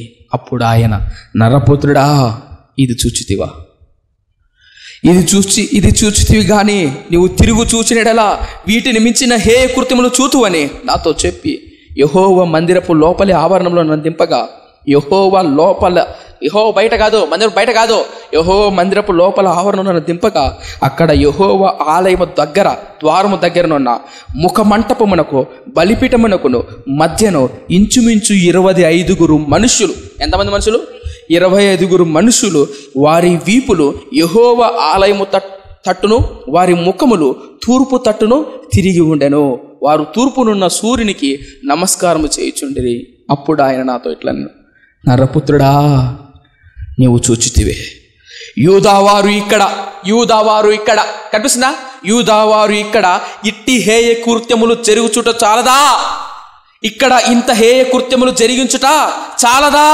వారు దేశమును బలాత్కారముతో నింపుచు నాకు కోపం పుట్టించుదురు, తీగ ముక్కునకు పెట్టుచు మరీ ఎక్కువగా నాకు కోపం పుట్టించుదురు. కాబట్టి కటాక్షము లేకయే, కనికరము చూపకయే నేను నా క్రోధమగుపరిచి వారు నా చెవులలో ఎంత బిగ్గరగా మొర్రపెట్టినను నేను ఆలకింపకుందును. 48 అసలు యెహెజ్కేలు అక్కడి నుంచి ఇక్కడికి వచ్చాడు. దర్శనాన్ని చూస్తున్నాడు. చాలా దర్శనాలు చూశాడు. మందిరానికి వెళ్ళాడు. ఒక హేయమైన విగ్రహం ఉంది. అంత మాత్రంగా ఒక సందులోకి వెళ్ళాడు. ఆ సందులో వెళ్ళిన తర్వాత గోడకు ఒక చిన్న రంధ్రం చూశాడు. ఆ రంధ్రం చూస్తే హేయమైన లేదా ప్రాకుచున్నటువంటి ఆకారాలు ఉన్నాయి, వాటికి పూజ చేస్తున్నారు. అంత మాత్రం మరలా దేవుడు ఏమన్నాడంటే, ఇంతకంటే అతి హేయమైన, వీటికి మించిన అతి హేయమైన క్రియ ఉంది. స్త్రీలందరూ తమ్మూజు దగ్గర ఏడుస్తున్నారు, తమ్మూజు అనే విగ్రహం దగ్గర ఏడుస్తున్నారు అని చెప్తున్నాడా? ఇక్కడ ఒక మాట చెప్తాను, చాలా చెప్తండి. తమ్మూజు అనే దేవత గురించి కొన్ని చరిత్ర గ్రంథాల్లో ఏం రాయబడిందంటే, తమ్మూజు అనే దేవతను ఈ ఎండాకాలం టైంలో ఆకులన్నీ రాలిపోతాయి చూసారా, ఆకులన్నీ రాలిపోతాయి.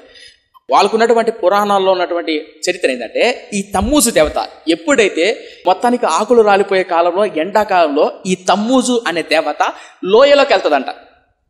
ఎక్కడికి వెళ్తుంది? లోయకి వెళ్తుంది. అలా లోయలోకి వెళ్ళిన తర్వాత ఆ దేవతను మళ్ళీ పైకి తీసుకొని వస్తే ఈ ఎండిపోయిన ఆకులు చిగురిస్తాయి. ఇప్పుడు ఆ దేవతను, లోయలోకి వెళ్ళిన దేవతను పైకి తీసుకురావాలంటే ఆ విగ్రహం ఎదుట వ్యభిచారం చేయాలి, ఆ విగ్రహం ఎదుట పూజ చేయాలి. ఆ పూజా కార్యక్రమం ఎలా ఉంటాయంటే వ్యభిచారము, విగ్రహారాధన, బలులు ఇలా ఉంటాయి. ఏం చేయాలి? వ్యభిచారం. ఎందుకు వ్యభిచారం చేస్తే ఏం చెప్తుంది? మళ్ళీ ఎండిపోయిన ఆకులు ఏమవుతాయి? చిగురుస్తాయి. గది మ్యాటర్. గట్ల పూజ చేయాలి. ఏడా? ఈ తమ్మూజు దేవత. ఇప్పుడు చాలా దేవత. ఇప్పుడు స్త్రీలందరూ తమ్మూజు దేవత ఎదుట ఏడుస్తున్నారు. ఎందుకు ఏడుస్తున్నారు? ఆకులన్నీ ఎండిపోయాయి. ఇప్పుడు ఓన్లీ కేవలం ఏడుస్తున్నారు ఉంది అక్కడ, కానీ దానికి ముందు పదం ఉంది. ఏంటి ఆ పదము? అతి హేయ క్రియలు ఉందా లేదా? అతి హేయ కృత్యములు అన్నది. ఇప్పుడు అతి హేయ కృత్యములు ఏమేమి ఉంటాయి? ఇప్పుడు నేను చెప్పానే, ఇప్పుడు దేవత మళ్ళీ పైకి రావాలని ఏం చేయాలి? వ్యభిచారం. సో అలా విగ్రహాల ఎదుట భయంకరంగా దేవాలయంలో చేస్తూ ఉంటే దేవుడు ఎలా తట్టుకోవాలి? ఆ మందిరపు ఆవరణంలో అంత మాత్రమే కాదు, మళ్ళా మందిరపు లోపల ఆవరణంలో 25 మంది పెద్దలు ఉన్నారు, లేదా 25 మంది వ్యక్తులు దేవాలయంలో దేవుని వెనక పెట్టి ముందరగా తిరిగి సూర్యునికి నమస్కారం చేస్తున్నారు. నరపుత్రుడా, వీరు ఇక్కడ ఇన్ని హేయ కృత్యములు చేయిచుండగా ఎలా వదిలిపెడతా చెప్పారు? ఎలా క్షమించమంటా వీళ్ళను? హృదయంలో దేవాలయం అనేటువంటి నా హృదయాన్ని ఇంత భయంకరమైన పాపము, వ్యభిచారంతో నింపుకొని ఉంటే ఎలా క్షమించమంటాం? ఎన్నిసార్లు మొరపెట్టినా, వాళ్ళు ఎంత బిగ్గరగా మొరపెట్టా నేను వినను అన్నాడా లేదా? అన్నాడా? ఇప్పుడు చాలా అవుతుందండి ఈ మాట. కొత్త నిబంధన గ్రంథంలో, నూతన నిబంధన మనకు అన్వయించుకుంటే గనక ఈ శరీరం అనే దేవాలయం, హృదయం చాలా జాగ్రత్తగా కాపాడుకోవాలి. మన ఏడుపు ఒక నిజమైన క్రైస్తవుడికి ఉండాల్సిన అంతరంగంలో బాధ, వేదన ఏంటో తెలుసా? అయ్యా, నీ ఆత్మకు విరుద్ధంగా నేను ఇలా చేస్తున్నానే, ఇలా ఆలోచిస్తున్నానే, నీ ఆత్మను దుఃఖపెడుతున్నానే, నీ సన్నిధి నీ ఆత్మను దుఃఖపెట్టి నీ ఆత్మను పక్కకు తొలగించే విధంగా, అసహ్యమే విధంగా నేను ఆలోచిస్తున్నానే, క్షమించయ్యా. అలా లేకోకుండా క్షమాపణ, పశ్చాత్తాపం, కొసరెంతైనా తప్పు చేశాననే బాధ లేకోకుండా మాటి మాటికి తప్పు చేస్తే పరిశుద్ధాత్ముడు అంతరంగంలో ఉంటాడంటారా? ఉండడు, వెళ్ళిపోతాడు. తర్వాత నువ్వు ఎంత బిగ్గరగా మొరపెట్టినా, ఎంతగా చదివినా అర్థం కాదు వాక్యం. ఎందుకు? ఎంత బిగ్గరగా ప్రార్థన చేయి, రాదు ప్రార్థన. ఎందుకు? ఉంటాయి కదా అంతరంగంలో దేవుడు ఉంటే కదా. ఎందుకు ప్రార్థన చేయలేకపోతున్నారు? కొంతమంది క్రైస్తవులు మొదట్లో ఉన్న ఆత్మీయత ఎందుకు చలారిపోయింది? అంతరంగంలో నింపుకున్న విగ్రహాలు, అంతరంగంలో దాగి ఉన్నటువంటి గూడు కట్టుకోపోయిన పోర్నోగ్రఫీ, నీచమైన క్రియలు, ఇతరమైనటువంటి వ్యక్తుల మీద అభిమానం, అవి నిండుకుపోవడం ద్వారా మొదటున్న భక్తి, మొదటున్న ప్రేమ, మొదటున్న బళ్ళు ఇప్పుడు లేవు. కారణం ఏంటంటే అందుకని దేవుడు అంటున్నాడు, వారు ఎంత బిగ్గరగా మొరపెట్టినా. ఇక్కడ మీకు మళ్ళీ ఇంకో మాట అర్థం అవ్వాలి. యెహెజ్కేలు అక్కడి నుంచి దేవుడు తీసుకొని వచ్చి ఇక్కడ దర్శనం చూపిస్తున్నాడు. ఎందుకు ఇక్కడ దర్శనం చూస్తున్నారంటే, యూదా పెద్దలు అడిగారు, మా వాళ్ళు ఎలా ఉంటారు, ఎప్పుడు వస్తారు. ఇప్పుడు దేవుడు ఇక్కడ పిలుచుకొచ్చి, వీళ్ళు ఇక్కడ ఇంత నీచమైన కార్యాలు చేస్తుంటే, ఎవరు? యూదా. ఇప్పుడు కన్నా బుద్ధి తెచ్చుకోవాలి. ఎన్నిసార్లు వచ్చాడు నెబుకద్నెజరు? 2 సార్లు వచ్చాడు. 2 సార్లు దెబ్బ తగిలింది. 2 సార్లు దెబ్బ తగిలిన మారాలా అవుతా? మారాలా? ఇన్నిసార్లు దెబ్బ తగిలినా, ఇన్నిసార్లు కింద పడినా మారాలా అవుతా? మారలేదే. ఎలా వదిలిపెట్టాలి? వాళ్ళు ఎంత బిగ్గరగా ఏడ్చినా, ఎంత ప్రార్థన చేసి, నేను విన్నాను. కాబట్టి అబ్జర్వ్ చేయండి, కొంతమంది చలారిపోయినప్పుడు, నీరు గారిపోయినప్పుడు, దేవునికి దూరం అయిపోయినప్పుడు, ఎడబాసిపోయినప్పుడు మళ్ళీ తిరిగి కట్టుకోవడం కష్టం. అందుకని భక్తుడు పేతురు రాసిన పత్రిక ఇలా అంటాడు, అటువంటి వారు మారు మనసు పొందకపోయినా బాగుండే. మళ్ళా కుక్క తన వాంతికి తిరిగినట్టుగా తీసుకుంటారు ఎంతోమంది. పంది మరలా తిరిగి బురదలో పొరినట్టు. ఎందుకు ఈ పదాలు రాస్తున్నా అంటే, నిర్లక్ష్యపరిచి మన హృదయాన్ని జాగ్రత్త కాపాడుకోవాలి. అందుకని అంటాను, ఉపవాస ప్రార్థనలు ఎందుకు విలువైనవి అంటే, ఉపవాస ప్రార్థన ద్వారా సోషల్ మీడియాను, సెల్ ఫోన్ను, కుటుంబాన్ని, సమాజాన్ని అంతా పక్కన పెట్టి ఒంటరిగా దేవునితో గడుపుతున్నప్పుడు, దేవా నువ్వు నా హృదయంలో ఉన్నావా లేదా? అప్పుడప్పుడు ఉపవాస ప్రార్థన చేసుకోవడం మంచిది. బండికి సర్వీస్ చేస్తున్నప్పుడు బండిలో ఏమైనా లోపాలు ఉన్నాయా లేదా మార్చుకుంటామా, సరి చేసుకుంటామా? అలాగే దేవునితో ఒంటరిగా నా హృదయం నీకు అసహ్యమైన ఏమైనా ఉన్నాయా, నా హృదయంలో అసహ్యమైన అతి హేయమైన క్రియలు ఏమైనా ఆలోచిస్తున్నానా, నా భర్తను తప్ప, నా భార్యను తప్ప మరి వేరొక వారిని నేను అసహ్యంగా చూస్తున్నానా, ఏమైనా అసహ్యమైన తలంపులు కలిగి ఉన్నానా? ఎంతమంది అండి అక్రమ సంబంధాల ద్వారా, నీచమైన కార్యాల ద్వారా, నీచమైన తలంపుల ద్వారా కుటుంబాలు పాడు చేసుకున్న వాళ్ళు ఎంతమంది, ఎన్ని కుటుంబాల్లో. ఇప్పుడున్న జనరేషన్లో, ప్రాముఖ్యంగా ఇప్పుడున్న జనరేషన్లో వయసు తారతమ్యం ఏమీ లేదు. ఎప్పుడు చూడు, ఎక్కడ చూడు. ఒకవేళ ఆనాటి భక్తులు, ఆనాటి ప్రవక్తలు ఈ కాలంలో ఉంటే వాళ్ళు ఎంత రోషంగా ప్రవర్తించే వాళ్ళు. ఇప్పుడు చూడండి, ఈ రోజుల్లో ఉన్నటువంటి సేవకులు, ఈ రోజుల్లో ఉన్న బోధలు, దేవుడు దీవిస్తాడు, ఆశీర్వదిస్తాడు, దేవుడు ప్రేమిస్తాడు, లేవెత్తాడు. ఇవే కానీ పవిత్రత గురించి, పరిశుద్ధమైన జీవితం గురించి, హృదయాన్ని జాగ్రత్త కాపాడుకోవాలి, హృదయంలో చెడు తలంపులు రానికోకుండా పవిత్రంగా పరిశుద్ధాత్మకు దేవుని దీవెనకరంగా ఉండాలి. ఎన్ని బోధలు వింటున్నారు? ఈ మధ్య మన వాళ్ళు స్టేటస్లు కూడా ఎలాంటి పెట్టుకుంటారంటే, కన్నీటిలో ఉన్నావా, దుఃఖంలో ఉన్నావా, బాధలో ఉన్నావా, ఇట్లాంటి స్టేటస్లు ఎక్కువ ఉంటాయి. నా తెలిసిన కొంతమంది వ్యక్తులు, కొంతమంది విశ్వాసులు ఎప్పుడు చూడు ఇలాంటి స్టేటస్లే. ఎప్పుడండి?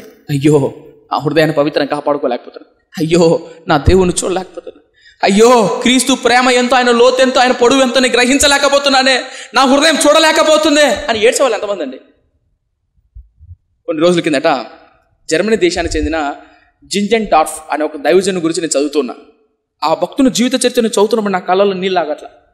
యవ్వన కాలంలో 12-13 ఏళ్ల వయసులో ప్రభువును సొంత రక్షణగా అంగీకరించి ఒక తెల్ల పేపర్లో సంతకం పెట్టి ఆ పైన ఒక చిన్న లైన్ రాస్తాడు. ఆ లైను మీరు నమ్ముతారు నమ్మరో, ఆ ఒక్క లైన్ చదివి 20 నిమిషాలు ఏడ్చాను నేను. ఆ ఒక్క లైనే. ఏంటి ఆ లైన్ అంటే, ప్రభువా నీతో నా నిబంధన అంటే ఒడంబడిక, అగ్రిమెంట్, నీతో నా నిబంధన అని ఒక లైన్ రాస్తాడండి. అద్భుతం. రాసి కింద తన సంతకం పెడతాడు.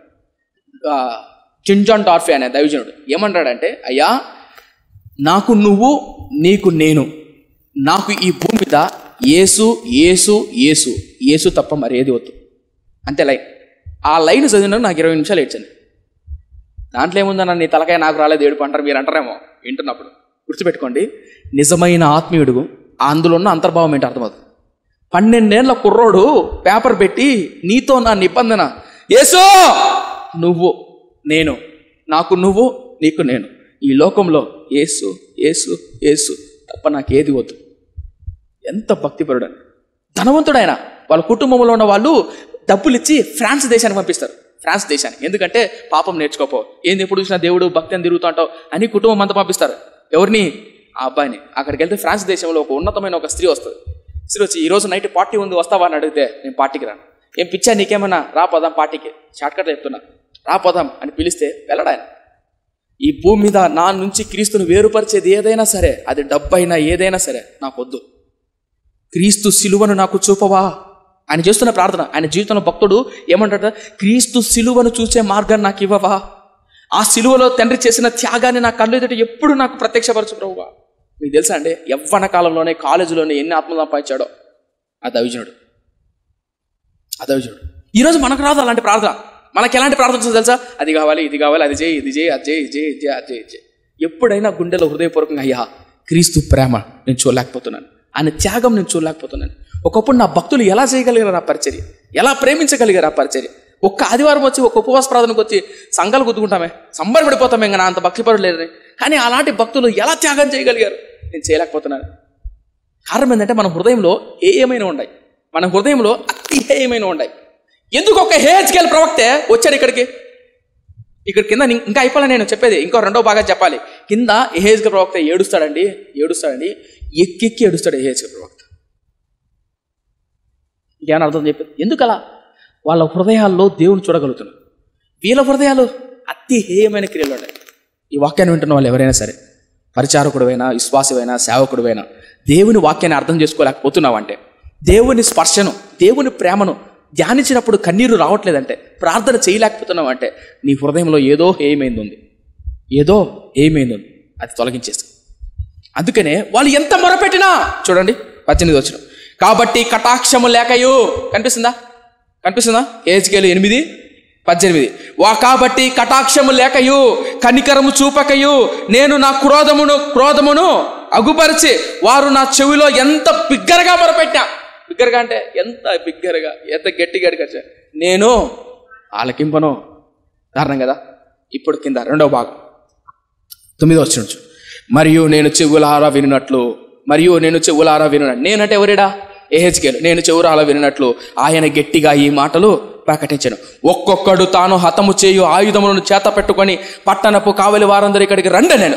అంతలో ఒక్కొక్కడు తాను హతము చేయు ఆయుధములను చేత పట్టుకొని ఉత్తరపు దిక్కునున్న పై గవిని మార్గమున 6 మనుషులు వచ్చుచుండ్రి.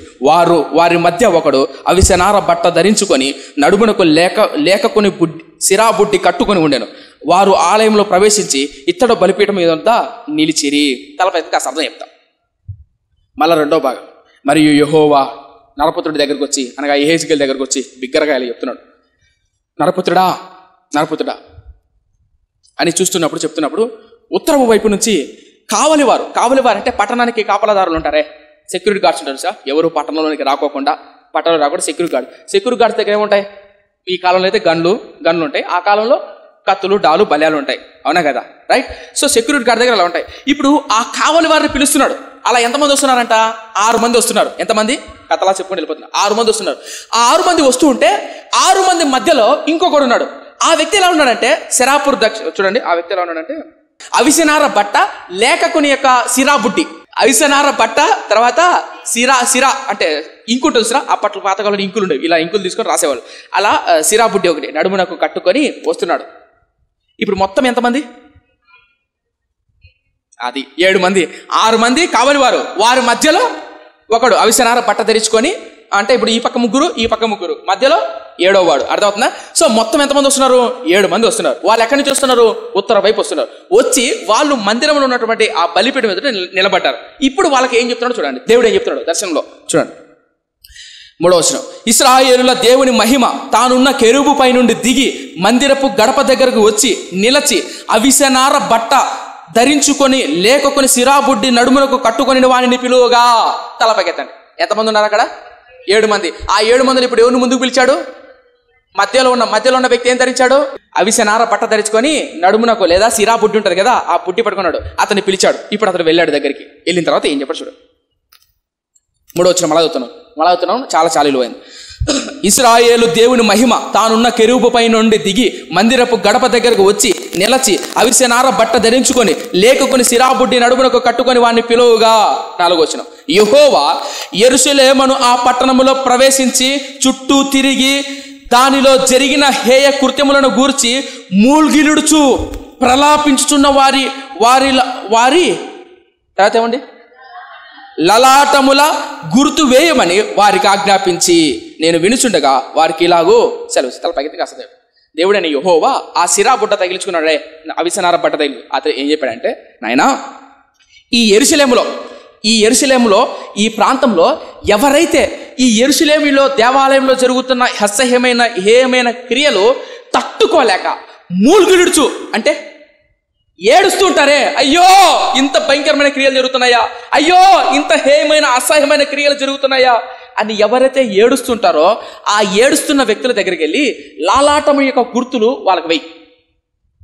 ఇంకుంది కదా నీ దగ్గర సిరా బుట్టు ఉంది కదా, ఆ బుట్టు తీసుకొని ఎవడైతే యెరూషలేము ప్రాంతంలో హేయమైన అసహ్యమైన క్రియలు చూస్తూ అయ్యో ఇంత భయంకరంగా చెడిపోతున్నారే, అయ్యో నాశనం అయిపోతున్నారే, అయ్యో అని ఎవరైతే బాధపడతాడో, ఇంకొంతమంది ఉంటారు అరే నేను చేస్తాను పదా చేద్దాం అని చేసేవాడు ఉంటాడు. చేసేవాడి దగ్గర కాదు, పాపంలో సహకరించేవాడు కాదు, అయ్యో ఇంత జరుగుతుందే నా దేవుడి మందిరంలో అని ఏడుస్తుంటారే, మూలుగిడుతుంటారే, వాళ్లకు గుర్తు వెయ్యి అని చెప్పాడు. అర్థమైందా? అర్థం కాలేదా? అర్థమైందా? అంటే ఈ పాపం జరుగుతుంది, నీచమైన కార్యాలు, ఆ నీచమైన కార్యాలు జరుగుతున్న వాళ్ళ మధ్య ఉంటారు కదా కొంతమంది, అయ్యో ఏంటి ఇంత దుర్మార్గుడు ఇంత నీచమైన కార్యాలు చేస్తున్నాడు అని బాధపడుతుంటారే, మూలుగిడుచున్నారే, అయ్యో నా దేశం నాశనం అయిపోతుంది. వాళ్ళలో ఒక భక్తుడు ఎవరు? ఇర్మియా. అబ్బా తెలివైనడు ఎవరు? ఇర్మియా అనేది పర్లేదు మీకు వాక్య అర్థమవుతుంది. సో ఇర్మియా వాళ్ళల్లో నిలబడి ఏడుస్తున్నాడు. అర్థమవుతా? అలాంటి భక్తులు ఉంటారు, కొంతమంది ఉంటారు కదా, వాళ్లకు నీ సిరా బుడ్డు తీసుకొని ఎంతమంది చెప్పాడు? అలా ఒక్కడికే చెప్పాడు. మిగిలిన 6 మంది ఏం చేయాలి? తెలుసా? చూద్దాం. నేను వినుచుండగా వారికి ఇలాగూ సెలవిచ్చును, మీరు పట్టణంలో వాని వెంట పోయి నా పరిశుద్ధ స్థలము దగ్గర మొదలుపెట్టి, ఎక్కడ మొదలుపెట్టి? నా పరిశుద్ధ స్థలము దగ్గర మొదలుపెట్టి కటాక్షమైనను కనికరమైనను లేకుండా అందరినీ హతము చేయము. 6వ వచనం, అందరూ నశించున్నట్లు ఎవరిని విడిచిపెట్టగా పెద్దవారిని చిన్నవారిని కన్యకలను పిల్లలను స్త్రీలను చంపవలను గాని ఆ గుర్తు ఎవరికుండునో, ఏ గుర్తు? లలాటములను గుర్తుంది, ఆ గుర్తు ఎవరికుండునో వారిని ముట్టకూడదు. వారు మందిరము ముందరున్న పెద్దలను హతము చేయ మొదలు పెట్టగా ఆయన మందిరపు అపవిత్రపరచుడి, ఆవరణంలో హతమైన వారితో నింపుడి మొదలుపెట్టి అని సెలవిచ్చాను గనుక వారు బయలుదేరి పట్టణంలో వారిని హతము చేయసాగిరి. నేను తప్ప మరి ఎవరినూ శేషింపకుండా వారు హతము చేయుట నేను చూచి సాగిలపడి వేడుకొని, అయ్యో ప్రభువా. ఇప్పుడు ఎవరు ప్రార్థన చేస్తున్నారు? ఏజ్కేలు అంటున్నాడు, అయ్యో ప్రభువా, యెహోవా యెరూషలేము మీద నీ క్రోధమును కుమ్మరించి యెరూషలేములో శేషించిన వారిని నశింపజేయుదువా అని మొర్రపెట్టగా తలపైకి అర్థమవుతుందా? భక్తుడు ఇశ్రాయేలు ప్రజలు చేస్తున్న నీచమైన కార్యాలు, ఆ యెరూషలేము పట్టణంలో ఇంత నీచమైన కార్యాలు చేస్తుంటే 2వ భాగంలో 6 మంది వ్యక్తులు పిలిచాడు. 6 మంది వ్యక్తుల మధ్యలో మరలా ఒక సిరాబుడ్డి అవిసెనార పట్ట ధరించుకుని ఒక వ్యక్తి ఉన్నాడు. మిగిలిన 6 మంది కావలి వారు. వచ్చిన తర్వాత అవిసెనార పట్ట కలిగినట్టు ఒక వ్యక్తిని పిలిచాడు దగ్గరికి. నాయనా, ఇదిగో ఈ యెరూషలేములో ఎవరైతే ఈ హేయమైన అసహ్యమైన కార్యాలను చూసి మూలుగిడుచున్నారో, ఏడుస్తున్నారో, అయ్యో నా దేశం పాడైపోతుంది, అయ్యో అయ్యో అయ్యో ఇంత నీచమైన కార్యాలు చేస్తున్నారే అని ఏడుస్తుంటారే, వాళ్ళ దగ్గరికి వెళ్ళి గుర్తువేయి, లలాటములో గుర్తువేయి. వేసిన తర్వాత నువ్వు పక్కావా, వీళ్ళు 6 మంది మీరు రండి, ఇట్లా మీరు వెళ్ళి యెరూషలేము మందిరంలో మొదలు పెట్టండి. ఎక్కడ స్టార్ట్ చేయాలి? నా మందిరంలో నుంచి మొదలు పెట్టండి. ఎవడైతే పిల్లలు పెద్దలు కనికరము కటాక్షం ఏమీ లేకుండా మొత్తం చంపి పారేసేయండి. ఎందుకు ప్రభువా? అంత అసహ్యమైన ఏమైనా క్రియలు చేశారు, చంపి పారేసి. అలా చంపుతుంటే యెహెజ్కేలు ప్రవక్త మోకాళ్ళ మీద పడి, అయ్యో అయ్యో ప్రభువా, చంపేస్తావా, క్షమించయ్యా. ఈ మాట చదువుతున్నప్పుడు నాకు చాలా బాధేసింది. ఎందుకు బాధేసిందంటే, ఎంత ప్రేమ అండి ప్రవక్తలకు. యెహెజ్కేలు ప్రవక్త ఏడవాల్సిన అవసరం ఏంటి? యెహెజ్కేలు ప్రవక్త అంత భారంతో ఏడవాల్సిన అవసరం ఏంటి? మోషే అనే వ్యక్తి గనక ఆ రోజు సీనాయి పర్వతం దగ్గర ప్రభువా క్షమించి నీ ప్రజలు అని మోషే అడ్డుపడి మధ్య నిలవబడకపోయింటే ఇశ్రాయేలు జాతి ఉండేది కాదు. మోషే పక్కగరా, నీ ద్వారా నీ సంతానం తీసుకొని వస్తా అన్నాడా లేదా? అన్నాడా? అలా మోషే ఆ టైంలో నిజమే కదా, నా ద్వారా సంతానం వస్తే నేను గొప్ప నవ్వుతాను కదా అని అనుకోలే. ప్రార్థన చేశాడు, అయ్యా క్షమించయ్యా. ఆ టైంలో మోషే గనక ప్రార్థన చేయకపోయింటే ఇశ్రాయేలు జాతి ఏమయ్యేది? అదేవిధంగా నశించిపోతున్న మానవ జాతి కొరకు కల్వరి శిలువలో ప్రభువైన యేసుక్రీస్తు ప్రాణం పెట్టకపోయింటే ఈ సంజీవ్ తేజ్ ఏమయ్యేవాడో, మనం ఏమయ్యే వాళ్ళమో. ఆనాడు యెహెజ్కేలు ప్రవక్త ఇశ్రాయేలు ప్రజలకు మధ్యవర్తిగా ఉండి, అయ్యా చంపేస్తావా, క్షమించయ్యా, ఏడుస్తూ మూలుగిడుతూ ఉందా లేదా? మళ్ళా నా ప్రశ్న, ఈ యెరూషలేము అనే ప్రాంతంలో అందరూ నీచమైన కార్యాలు చేస్తున్నారు. ఒకే ఎలా కొంతమంది వ్యక్తులు మాత్రమే విడిచిపెట్టారు, అసలు వాళ్ళు ముట్టుకోవద్దు అన్నాడు. ఎవరా వ్యక్తులు? ఎవరైతే పాపాన్ని చూసి, ఎవరైతే అసహ్యమైన కార్యాలు చూసి మూల్గిలుడుతున్నారో, ఏడుస్తున్నారో, అయ్యో దేశం పాడైపోతుందో అని వాళ్ళని గుర్తించి వారికి గుర్తు వేసి వారిని కాపాడాడు. మిగిలిన వారందరినీ ఒక మాట చెప్పదు ముగిచేస్తారు. తల్లిదండ్రి మారుమనసు పొందారు. వారికి ఉన్న 2 బిడ్డలు, కౌలు పిల్లలు. యవన కాలంలో మారుమనసు పొందారు 2. బాల్యంలోనే యవన కాలంలో ఇంచుమించు 15-16 ఏళ్ళ వయసులో కౌలు పిల్లలు 2 మారుమనసు పొందారు. మారుమనసు పొందిన తర్వాత ఇంటర్ అయిపోయింది, బీటెక్ అయిపోయింది. సో ఇంకా ఉన్నతమైన చదువులకు, ఉన్నతమైన ఉద్యోగాల నిమిత్తమై బెంగళూరు ప్రాంతానికి వెళ్ళారు. అలా బెంగళూరు ప్రాంతానికి వెళ్ళినప్పుడు వీళ్ళు ఆత్మీయులు, ఒక ఆత్మీయమైన కుటుంబంలో జన్మించిన వాళ్ళు, లేదా అద్భుతమైనటువంటి ఆత్మీయమైన వాతావరణం మధ్య పెరిగిన వాళ్ళు, పరిశుద్ధత, పవిత్రత, దేవుని కొరకు ఆరాటం కలిగినటువంటి వ్యక్తులు. అయితే ఒక మారుమూల ప్రాంతం నుంచి బెంగళూరు లాంటి పట్టణానికి వెళ్ళారు. ఎందుకు? చదువు నిమిత్తం, ఉద్యోగ నిమిత్తం. అక్కడికి వెళ్ళిన తర్వాత అక్కడ చుట్టూ ఉన్నటువంటి పాపం, లేదా అక్కడ చుట్టూ కనిపిస్తున్నటువంటి అర్ధనగ్నంతో కూడుకున్న పాపానికి ప్రేరేపించేటువంటి బొమ్మలు కావచ్చు, పాటలు కావచ్చు, ఏవైతే తన కళ్ళ ఎదుట చాటింగ్లు, ఫోన్ కాళ్ళు, తిరగటాలు, boyfriend, girlfriend common, అదంతా సర్వసాధారణం. అవునా కదా? కొన్ని పట్టణాల్లో అదంతా సర్వసాధారణం. ఒప్పుకుంటారా ఒప్పుకోరా? అదే ఇక్కడ మిడిల్ వేసుకొని తిరుగుతున్నారు అనుకో, ఇక్కడ ఇది నుంచి వెళ్తారు, ఎవర్రో బాబు. అక్కడ అలా కాదు, కామన్, అంత నథింగ్. మీకేమైనా అర్థందా? కొన్ని పట్టణాల్లో పెద్ద పెద్ద పాపాలు, వ్యభిచారం, మోసం కూడా కామన్, అదంతా పెద్ద విషయాలు కాదు. అలా బెంగళూరు పట్టణానికి వెళ్ళినప్పుడు ఈ ఆత్మీయులు కొన్ని కాలం గడిచిన తర్వాత, కొన్ని నెలలు గడిచిన తర్వాత, అలా కొన్ని రోజుల తర్వాత, ఇంచుమించు 2-3 ఏళ్ళ తర్వాత మళ్ళీ ఇంటికి వచ్చారు. ఇంటికి వచ్చినప్పుడు 2 పీకబైన ముఖాలు, ముఖంలో ఏ తేజస్సు, ఏ కళ కనపడట్లే. పీకబయ్య ఎవరికి? 2కి. ఇంటికి వచ్చారు. ఇంటికి వచ్చిన తర్వాత వాళ్ళని చూసి, ఏం నాయన తినట్లేదా? తల్లిదండ్రులు అడుగుతారు కదా, ఏం నాయన తినట్లేదా, ఫుడ్ పడట్లేదా, ఏమైంది, ఎక్కడైంది, ప్రార్థన చేసుకుంటారా, దేవునితో గడుపుతున్నారా, అలా అడుగుతున్నారు. కొడుకులు అయితే దిగాలుగా ఉన్నారు. ఎవరు? 2. సార్ ఆదివారం అయింది. ఆదివారం అయిన తర్వాత మందిరంకి వెళ్ళారు. మందిరంకి ఎంత ఆరాధన అయిపోయిన తర్వాత పాస్టర్ గారి దగ్గరికి వచ్చి వాళ్ళ నాన్నగారు, ఆ 2 బిడ్డల తండ్రి గారు వచ్చి, పాస్టర్ గారు, నా బిడ్డలు ఎందుకో బెంగళూరు పట్టణానికి కొన్ని దినాలు వచ్చారు, చాలా సన్నగా అయిపోయారు. ముందున్నటువంటి కళ, ముందున్నటువంటి ఆ వైభాగ్యం, లేదా ముందున్నటువంటి ఆ తీవ్రత ఎంతో కొంత నా బిడ్డల్లో నాకు కనుమరుగైపోయినట్టు నాకు అనిపిస్తుంది. మాట్లాడడం లేదు, సరిగా భోజనం చేయట్లేదు. ఒకసారి మీరు మాట్లాడరా నా కొడుకులతో అంటే, అప్పుడు పాస్టర్ గారు రెడీ అయిపోయిన తర్వాత ఆ రోజు సాయంకాల దినాన ఆ 2 బిడ్డలు పిలిచాడు. పిలిచి ఫస్ట్ మొదటి వాడితో అడుగుతున్నాడు, ఏనాయనా ఏమి, ఎలా ఉన్నావు, ఎంతవరకు వచ్చింది జాబు, బాగున్నావా, నీ ఆత్మీయతలు ఎంతవరకు ఉన్నావు, అలా యోగక్షేమాలు అడుగుతున్నాడు. అడిగిన తర్వాత చివరికి అడుగుతున్నాడు, ఏం బాబు ప్రార్థన చేసుకుంటున్నావా, ఆత్మీయంగా ఎదుగుతున్నావా అంటే కళ్ళల్లో నీళ్లు గారుస్తున్నాడు చిన్నగా. ఆ యవనసు మొట్టమొదటి వ్యక్తి అంటున్నాడు, మాస్టర్ గారు ప్రార్థన అయితే చేసుకుంటున్నా, వాక్యం అయితే చదువుతున్నా, కానీ నేను బెంగళూరు పట్టణానికి వెళ్ళిన తర్వాత ఆ పెద్ద పెద్ద పట్టణాల్లో నా కళ్ళ ఎదుట కనిపిస్తున్న పాపాన్ని అదుపులో పెట్టుకోలేక, కొన్నిసార్లు అలాంటి పాపాన్ని చూసినప్పుడు అయ్యో నేను పరిశుద్ధంగా పవిత్రంగా బతకలేకపోతున్నానే, జీవించలేకపోతున్నానే, నా కళ్ళ ఎదుట ఇంత పాపం పెట్టలేకపోతుంది, నేను అలా చేస్తే బాగుండే, ఇంత చిన్న వయసులోనే మారుమనసు పొందానే, ఇప్పుడు దాన్ని జయించలేకపోతున్నానే అని ఏడుస్తూ ఎట్లో అలాగా మొత్తానికి నా ఆత్మీయతను ముందు మొత్తానికైతే పరిశుద్ధం కాపాడుకుంటున్నా, ఎట్లో అయితే కొంచెం బాధగాను, భారంగాను, కష్టంగాను ఉంది ఈ ఆత్మీయతను కొనసాగించడం అని ఏడుస్తున్నాడు. నా కోసం ప్రార్థన చేయండి, ఎందుకంటే నిలబడలేకపోతున్నా, ఎక్కడ పడిపోతున్నా భయం వేస్తుంది, నా చుట్టూ ఉన్న పరిస్థితులు చూస్తే అని ఈ వ్యక్తి అంటున్నాడు. ఎవరు? మొదటి వ్యక్తి.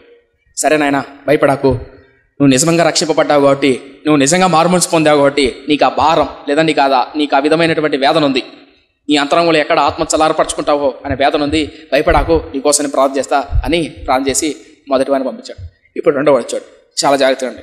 2వ వాడు వచ్చాడు, చాలా జాగ్రత్త అండి. 2వ వాడు వచ్చాడు. వచ్చిన తర్వాత అతను కూడా అడిగిన తర్వాత, ఏ నాయనా సన్నగయ్యావు, ముఖంలో ఆ తేజస్సు, ఆ వర్చస్సు కనపట్లా, ఎందుకు చిక్కుపోయావు, ఏంటి సమస్య, ఏంటి బాధ, ఏమన్నా వేదన, శోధన, ఎలా ఉంది నిజం? అప్పుడు ఆ వ్యక్తి మొదటి వ్యక్తి కంటే దారుణంగా, భయంకరంగా నలిగిపోయి ఏడుస్తూ ఇలా అంటున్నాడు, అయ్యా సర్వలోక మానవాళి కొరకు నా ప్రభు ప్రాణం పెడితే పెద్ద పెద్ద పట్టణాల్లో, పెద్ద పెద్ద ప్రాంతాల్లో భయంకరమైన పాపం, యవ్వనస్తులు చెడిపోతున్నారయ్యా. నా కళ్ళ ఎదుట ఇంతమంది ప్రజలు పతనం అయిపోతుంటే వాళ్ళ కొరకు కడుపు నిండా భోజనం చేసి, కంటి నిండా నిద్రపోయి ఎలా ఉద్యోగం చేసి సుఖ సంతోషాలతో గడపమంటావయ్యా? ఆ రోజు నుంచి కడుగ నిద్ర, సరైన తిండి నాకు లేదయ్యా. ఆ పట్టణాల కొరకు, ఆ ప్రాంతంలో నివసిస్తున్న యవ్వనస్తుల కొరకు భారంతో ప్రార్థన చేస్తున్నానయ్యా. ఆత్మలో తృప్తి లేదయ్యా. ఈ దేశాన్ని నా దేవుడు ఎప్పుడు రక్షిస్తాడనే భారంతో ఉన్నానే అని అన్నాడు. వీళ్ళిద్దరిలో ఎవరు ఆత్మీయత ఉన్నతమైన ఆత్మీయులు? మొదటి వాడేమో వాడిని కాపాడడానికి కింద మీద పడుతున్నాడు. అయ్యో నేను పడిపోతున్నానే, అయ్యో నేను లేస్తున్నానే, అయ్యో నేను కాపాడుకోలేకపోతున్నానే, అయ్యో యవ్వన కాలంలో రక్షింపబడ్డానే, ఇంకొంచెం కాలం ఉంటే బాగుండని మొదటివాడు. రెండో వాడు అయ్యో నా కళ్ళ ఎదుట దేశం పతనం అయిపోతుంది అని ఏడుస్తున్నాడు. ఈరోజు ఈ రెండిట్లో ఏ ఆత్మీయత మంది? మొదటి వారమా, రెండో వారమా? ఏహెచ్కేలు నరపుత్రుడా. వీళ్ళందరూ పాపం వైపు పరుగులు తీస్తున్నారు. రెండో వారు ఇంత ఘోరమైన నిష్కారమైన ప్రాంతంలో ఏ విచారం పాపం జరుగుతుంటే మూలుగిడుచున్నారు. మూలుగులంటే ఏడుస్తున్నారు. వాళ్ళను ముట్టుకోవద్దు. అలాంటి వాళ్ళు ప్రభువు కావాలి. అలాంటి వాళ్ళు సంఘం కొరకు, సంఘ క్షేమం కొరకు, దేశ క్షేమం కొరకు పరిచర్యతో భారం చేసేవాళ్ళు కావాలి. ప్రభు కొరకు రోషం కలిగి నిలబడే వాళ్ళు కావాలా? మాటికి పడిపోయే, మాటికి అయ్యో నేను వాళ్ళ పాపం చేస్తే బాగుండే, వీళ్ళ తిరిగితే బాగుండే లోకానుసారం ఇలా కాదు. మనం ప్రభుని అడగాల్సింది ఏంటంటే, అయ్యా ఇంకెంతకాలం? పడిపోతూ లేస్తూ వారిలాగా అయ్యో. ఆ రెండో ఏమనుస్తున్నాడు కదా, ఇంతమంది పట్టణంలో పాపం పెట్టి అయిపోతుంటే కొంతమందిని కూడా నేను రక్షించలేకపోతున్నానే, కొంతమందిని కూడా నేను ప్రభు వైపు తిప్పలేకపోతున్నానే అని రెండో వాడు అంటున్నాడండి. ఇప్పుడు వీళ్ళిద్దరిలో ఏ ఆత్మీయత గొప్పది? ఏ ఆత్మీయత పరిపక్వత కలిగింది? ఏ ఆత్మీయత? మొదటిదా రెండోదా? మొదటి మొదటేమో తప్పు కాదు, కానీ అన్నిటికంటే మించిన ఆత్మీయ పరిపక్వత ఏంటంటే, నేను ఆల్రెడీ నిలబడున్నా, అయ్యో పడిపోతున్న వారిని నిలబెట్టేది. మన సంఘం, మన పరిచర్య, నా ఏడుపు, నా బాధ, ఆ వాక్యం నాకు కలిదుతున్నప్పుడు, ఆ దర్శన భాగ్యం నాకు అర్థమైనప్పుడు, ఏంటి ఆ ఏహెచ్కేలు ఆ దర్శనం చెప్పాడే, యెరూషలేములో ఇంత హేయమైన అతి హేయ కృత్యములు జరుగుతున్నప్పుడు ఏహెచ్కేలు ఎలా మొరలీడాడో, అక్కడ ప్రజల్లో ఏ విధంగా అయితే మొరలీడుతున్న భక్తులు ఉన్నారో వాళ్ళని చూసినప్పుడు అయ్యో నేను ఇలా లేనే, ఎలా ఏహెచ్కేలు వాళ్ళే జరుగుతున్న అన్యాయాన్ని, అక్రమాన్ని చూసి ఏడ్చే వాళ్ళలో లేకోకుండా పాపం చేసే వాళ్ళలో నేనున్నానే, నాకు ఇలాంటి భారాన్ని ప్రభువా అని నా కళ్ళెదుటి వాక్యం ఉన్నప్పుడు ఏడ్చాను ప్రభు సన్నిధిలో. ఎల్లాయా ఇంత భారంతో. ఇప్పుడు నా ప్రశ్న ఏంటంటే, ఇక్కడ వాక్యాన్ని వింటున్న వాళ్ళు, అలాగే వాక్యాన్ని వింటున్న వాళ్ళు ఎవరైనా సరే, మొదటి జాత, రెండో జాత, ఇంకా మీరు మొదట్లోనే ఉన్నారా? రెండో జాతిలో దేశం కొరకు, సంఘం కొరకు, పరిచర్య కొరకు భారం కలిగి, క్రీస్తు త్యాగం కొరకు, ప్రేమ కొరకు ముందుకెళ్తున్నారా? వయసైతే పెరుగుతుంది, కాలం పెరుగుతుంది. మోషే పెద్దవాడైనప్పుడు అల్పకాల పాప భోగములను విడిచిపెట్టి ఐగుప్తు యొక్క కుమారుడు అనిపించుకున్నట కంటే దేవుని ప్రజలతో నింద అనుభవించుట మేలు అని ముందుకెళ్ళాడు. ఇంకా వయసు పెరుగుతుంది, మనకు మాత్రం పాపం వైపే ఉన్నాం. కాలం పెరుగుతుంది, పెద్దవాళ్ళం అవుతున్నాం, ఇంకా లోకానుసారంగా ఆలోచిద్దాం. ప్రభువా నీ ఆత్మతో నింపబడి భారం కలిగి మూలుగిడే ఆత్మను, లేదా దేశక్షేమం కొరకు, ఆత్మల కొరకు భారంతో ఉండే ఆత్మను, ఆలనాటి నా ప్రవక్తలు భక్తులు కలిగిన ఆత్మను నాకు ఇవ్వయ్యా. అడుగుదామా? ప్రార్థన. దశమోకరిద్దాం. పరిశుద్ధుడా నా కన్న తండ్రి, కృపగలిగిన నేనా దయగల మా దేవ, విత్తబడిన మాటలు నాలో మాలో నూరంతలుగా ఫలింపచేయం. ఏహెచ్కేలో భారంతో అయ్యా ఇంతమందిని నశింపచేస్తావా? యెరూషలేములో జరుగుతున్న మూలిగిడుతున్నటువంటి క్రియలు, కార్యక్రమాలు ఎంత భయంకరంగా జరుగుతున్నాయే అనే మూలిగిడే వ్యక్తులు, అలా మూలిగే వ్యక్తుల జాబితాలో నేను ఉండాలయ్యా. ఇతర రక్షణ కొరకు అయ్యో ఇంత ఘోరమైన అసహ్యమైన కార్యములు జరుగుతున్నదే అని దానియేలు భక్తుడు బబులోను రాజ్యంలో 21 రోజులు కడుపు మార్చుకొని గోనెపట్ట కట్టుకొని విజ్ఞాపన చేశాడయ్యా. ఐగుప్తు రాజ్యంలో ఫరో ఎదుట బానిసత్వంలో ఉన్న యోసేపు పవిత్రతను కాపాడుకున్నాడయ్యా. మా చుట్టూ ఎన్ని ఉన్నా, పరిస్థితులు ఎన్ని అనానుకూలంగా ఉన్నా పవిత్రతను కాపాడుకుని కృపనివయ్యా. చుట్టూ జరుగుతున్న పరిస్థితులకు, ఆర్థిక ఇబ్బందులకు, సమస్యలకు వంగిపోయే మనసు నాకు వద్దయ్యా. విత్తబడిన మాటలు నాలో మాలో నూరంతలుగా ఫలింపచేయ్యా. యెహెజ్కేలు కలిగిన భారాన్ని, కన్నీరును, అయ్యా అటువంటి మూలిగిడే ఆత్మను నాకు అయ్యా. ఇర్మియా భక్తుడు కూడా చుట్టూ జరుగుతున్న పరిస్థితులను చూసి మూలిగిడాడే, ఏడ్చాడే. అటువంటి పరిపక్వతలకు నన్ను నడిపించయ్యా. ఇంకెంతకాలమో వారిలా ఉంటే బాగుంటుంది, నీరులా ఉంటే బాగుంటుంది, లోకం వైపు చూసి. నాయనా పరిపక్వతని నాయన, ఆత్మీయ పరిపక్వతలోకి నన్ను నడిపించు నాయన, నీ కృపలో భద్రపరుచు నాయన. అయ్యా నా కొరకు ఆనాడు ప్రభువైన యేసుక్రీస్తు కూడా అయ్యో బెత్సయిదా, అయ్యో యెరూషలేమా అని మూలిగిడనే, కన్నీరు కార్చేనే అని మా చుట్టూ ఉన్న పట్టణాలు చూసి, మా చుట్టూ ఉన్న కుటుంబాలు, బంధువులు, స్నేహితులు చెలరగిపోతున్నటువంటి పాపాన్ని చూసి మూలిగిడే ఆత్మను. ఆనాడు ఎథెన్సు పట్టణానికి వచ్చినప్పుడు కూడా పౌలు ఆత్మలో పరితాపం పట్టలేక, అయ్యో ఇలాంటి భక్తి పరులు, ఇలాంటి ఆత్మీయత నాకు లేదే. అటువంటి ఆత్మీయత మాకు దయచేయం. విత్తబడిన మాటలు మాలో నూరంతలుగా ఫలింపచి యేసయ్య నామమున అడిగి వేడుకుంటున్నాం మా కన్న తండ్రి. ఆమేన్.